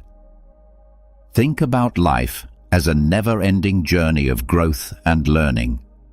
Stoicism encourages us to never stop seeking knowledge. It's like saying, I'm a student of life and there's always something new to discover. Continuous learning keeps your mind sharp, your horizons broad, and your perspective fresh. It's like adding vibrant colors to the canvas of your life story. 15. Gratitude, counting your blessings. Have you ever stopped to think about all the things you're grateful for? Gratitude is like a warm hug for your soul. It's about recognizing and appreciating the people, experiences, and things that enrich your life. It's like saying, thank you, universe, for all these beautiful moments. Gratitude shifts your focus from what you lack to what you have, filling your heart with contentment. 16. Patience, mastering the art of waiting. In a fast-paced world, patience is like a rare gem. It's the ability to wait calmly without getting frustrated. It's like standing in a long line at the grocery store and not feeling the need to rush. Patience is a valuable skill that helps you maintain composure when faced with delays or challenging situations. It's like having a superpower that keeps stress at bay. 17. Kindness, small acts, big impact. You know, small acts of kindness can have a significant impact on someone's day. Kindness is like sprinkling a little magic wherever you go. It's about being considerate and compassionate, not just to others, but also to yourself. It's like saying, I choose kindness in a world where I can be anything. Kindness creates a ripple effect of positivity that spreads far and wide. 18. Courage. Facing your fears. We all feel afraid sometimes. That's completely normal. But courage is like stepping into the arena despite your fears. It's like saying, I acknowledge my fears, but I won't let them hold me back. Courage empowers you to face challenges head-on, whether it's speaking up for what you believe in or pursuing your dreams. It's like having a fierce inner warrior. 19. Simplicity. Less is more. Have you ever noticed that simplicity can be incredibly freeing? It's about decluttering not just your physical space, but also your mind. Simplicity is like Marie Kondoing your life. It's about letting go of what doesn't serve you and focusing on what truly matters. Simplicity reduces overwhelm and brings a sense of calm and clarity. 20th. Honesty. The foundation of trust. Honesty is like the sturdy foundation of a house. It's the basis of trust and integrity in all your relationships. Being honest means being truthful in your words and actions, even when it's difficult. It's like saying, I value honesty and I'll stand by it. Honesty builds trust, and trust builds strong connections with others. 21. Healthy lifestyle. Caring for your body and mind. Think of your body and mind as a temple. A healthy lifestyle is like giving that temple the care and respect it deserves. It's about regular exercise, a balanced diet, and self-care. Taking care of your physical and mental health not only makes you feel better, but also equips you to face life's challenges with vitality. 22. Forgiveness. Letting go of resentment. You ever held on to a grudge and felt like it was a heavy burden? Forgiveness is like setting yourself free from that weight. It's about letting go of anger and resentment toward others. Forgiveness isn't about condoning someone's actions. It's about releasing yourself from the emotional chains of the past. It's like saying, I choose peace over holding on to pain. 23. Respect. Treating others with dignity. Respect is like the golden rule.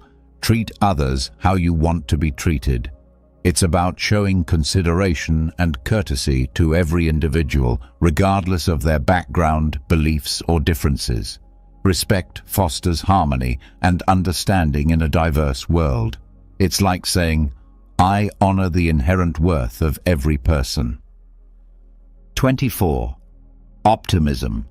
A brighter perspective. Even in the darkest of times, optimism is like a beacon of light. It's the belief that things can get better no matter how tough they seem.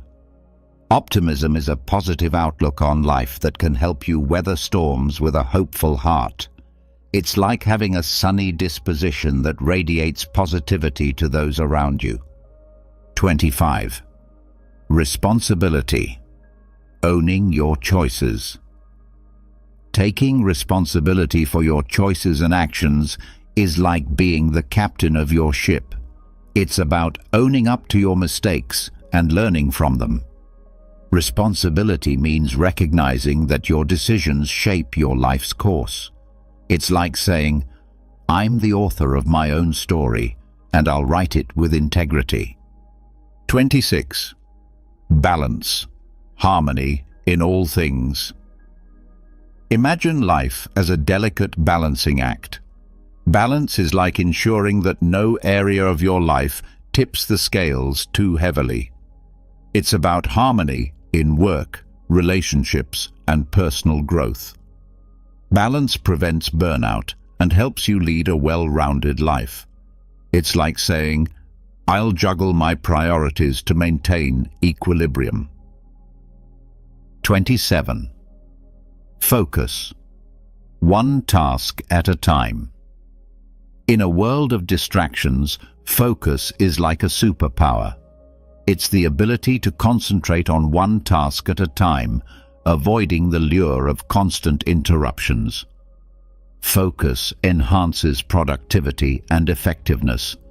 It's like saying, I'll be present and fully engaged in what I'm doing right now. 28. Humility. Embracing your imperfections. None of us are perfect, right? That's where humility comes in. It's like saying, I'm flawed, and that's okay. Humility is about recognizing your limitations and acknowledging that you don't have all the answers. It's like having a teachable spirit open to learning from others. 29. Adapt to change. Embrace the flow of life. Life is like a river, always flowing and changing. Embracing change is like being a skilled navigator, adjusting your course as needed. Instead of resisting change, you go with the flow. It's like saying, I'll adapt and grow with the ever-changing currents of life. 30. Mindset. The power of perspective. Ever heard of the saying, it's all in your head? Well, your mindset shapes your reality. A growth mindset is like believing that effort and learning can improve your abilities. It's about saying, I can develop and grow through dedication. Your mindset can turn challenges into opportunities for personal development. 31. Self-reflection, the mirror of the soul. Self-reflection is like looking into a mirror for your soul. It's taking the time to introspect and understand your thoughts, emotions, and actions. It's like saying, let me get to know myself better. Self-reflection helps you grow, make better decisions, and find inner peace. 32. Acceptance of imperfection. Embracing your humanity. We all make mistakes. It's part of being human. Acceptance of imperfection is like giving yourself permission to be imperfect. It's about saying, I'll learn from my flaws and keep growing. This principle reminds us that perfection is an unrealistic goal, and it's okay to stumble along the way. 33. Invest in learning, the currency of growth. Imagine knowledge as a treasure chest. Investing in learning is like filling it with jewels. It's an ongoing commitment to expanding your horizons, acquiring new skills, and gaining fresh perspectives. It's like saying, I'll never stop investing in myself. Learning fuels your personal growth and keeps your mind vibrant. 34. Admire others, recognize and celebrate. It's easy to admire someone's talents or achievements, right? Admiring others is like appreciating a beautiful piece of art. It's about recognizing and celebrating the qualities, skills, or accomplishments of those around you. It's like saying, I see your greatness and I honor it. Admiration builds positive connections and encourages a supportive community. 35. Love unconditionally. A heart without conditions. Unconditional love is like an endless wellspring of affection. It's about loving someone deeply without any expectations or conditions. It's like saying, I love you for who you are, no matter what. This principle fosters profound connections and brings a sense of warmth and belonging. 36. Cultivate relationships, nurturing bonds. Just as a garden needs care to thrive, relationships require cultivation. Cultivating relationships is like tending to a beautiful garden. It's about investing time and effort in nurturing connections with family, friends, and loved ones. It's like saying, I value our bond, and I'll make an effort to strengthen it. Building meaningful relationships enriches your life and brings joy. 37. Punctuality, respecting time. Time is a precious resource, and punctuality is like a gesture of respect. Being punctual means valuing not only your time, but also the time of others. It's like saying, I honor our commitments by being on time. Punctuality enhances reliability and builds trust in your relationships. 38. Graciousness, poise and elegance. Graciousness is like a graceful dance in social interactions. It's about maintaining your composure even in challenging situations. It's like saying, I'll respond with grace and poise. Graciousness radiates a sense of elegance and maturity, enhancing your interactions with others. 39. Savor moments. Find joy in the present. Life is filled with precious moments, and savoring them is like sipping fine wine slowly. It's about fully enjoying and appreciating the small, beautiful moments that often go unnoticed. It's like saying, this moment is a gift, and I'll savor it. Savoring brings a deeper sense of contentment and mindfulness to your life. 40. Environmental awareness. Caring for our planet. Our planet is our home, and environmental awareness is like being a responsible caretaker. It's about making conscious choices to reduce your carbon footprint and protect the environment. It's like saying, I'll do my part to preserve the earth for future generations. Environmental awareness contributes to a sustainable and healthier world. 41. Generosity, a heart of giving. Generosity is like an overflowing fountain of kindness. It's about freely sharing your resources, whether it's time, money, or support, with others without expecting anything in return. It's like saying, I'll spread love and abundance to those in need. Generosity fosters a sense of community and goodwill. 42.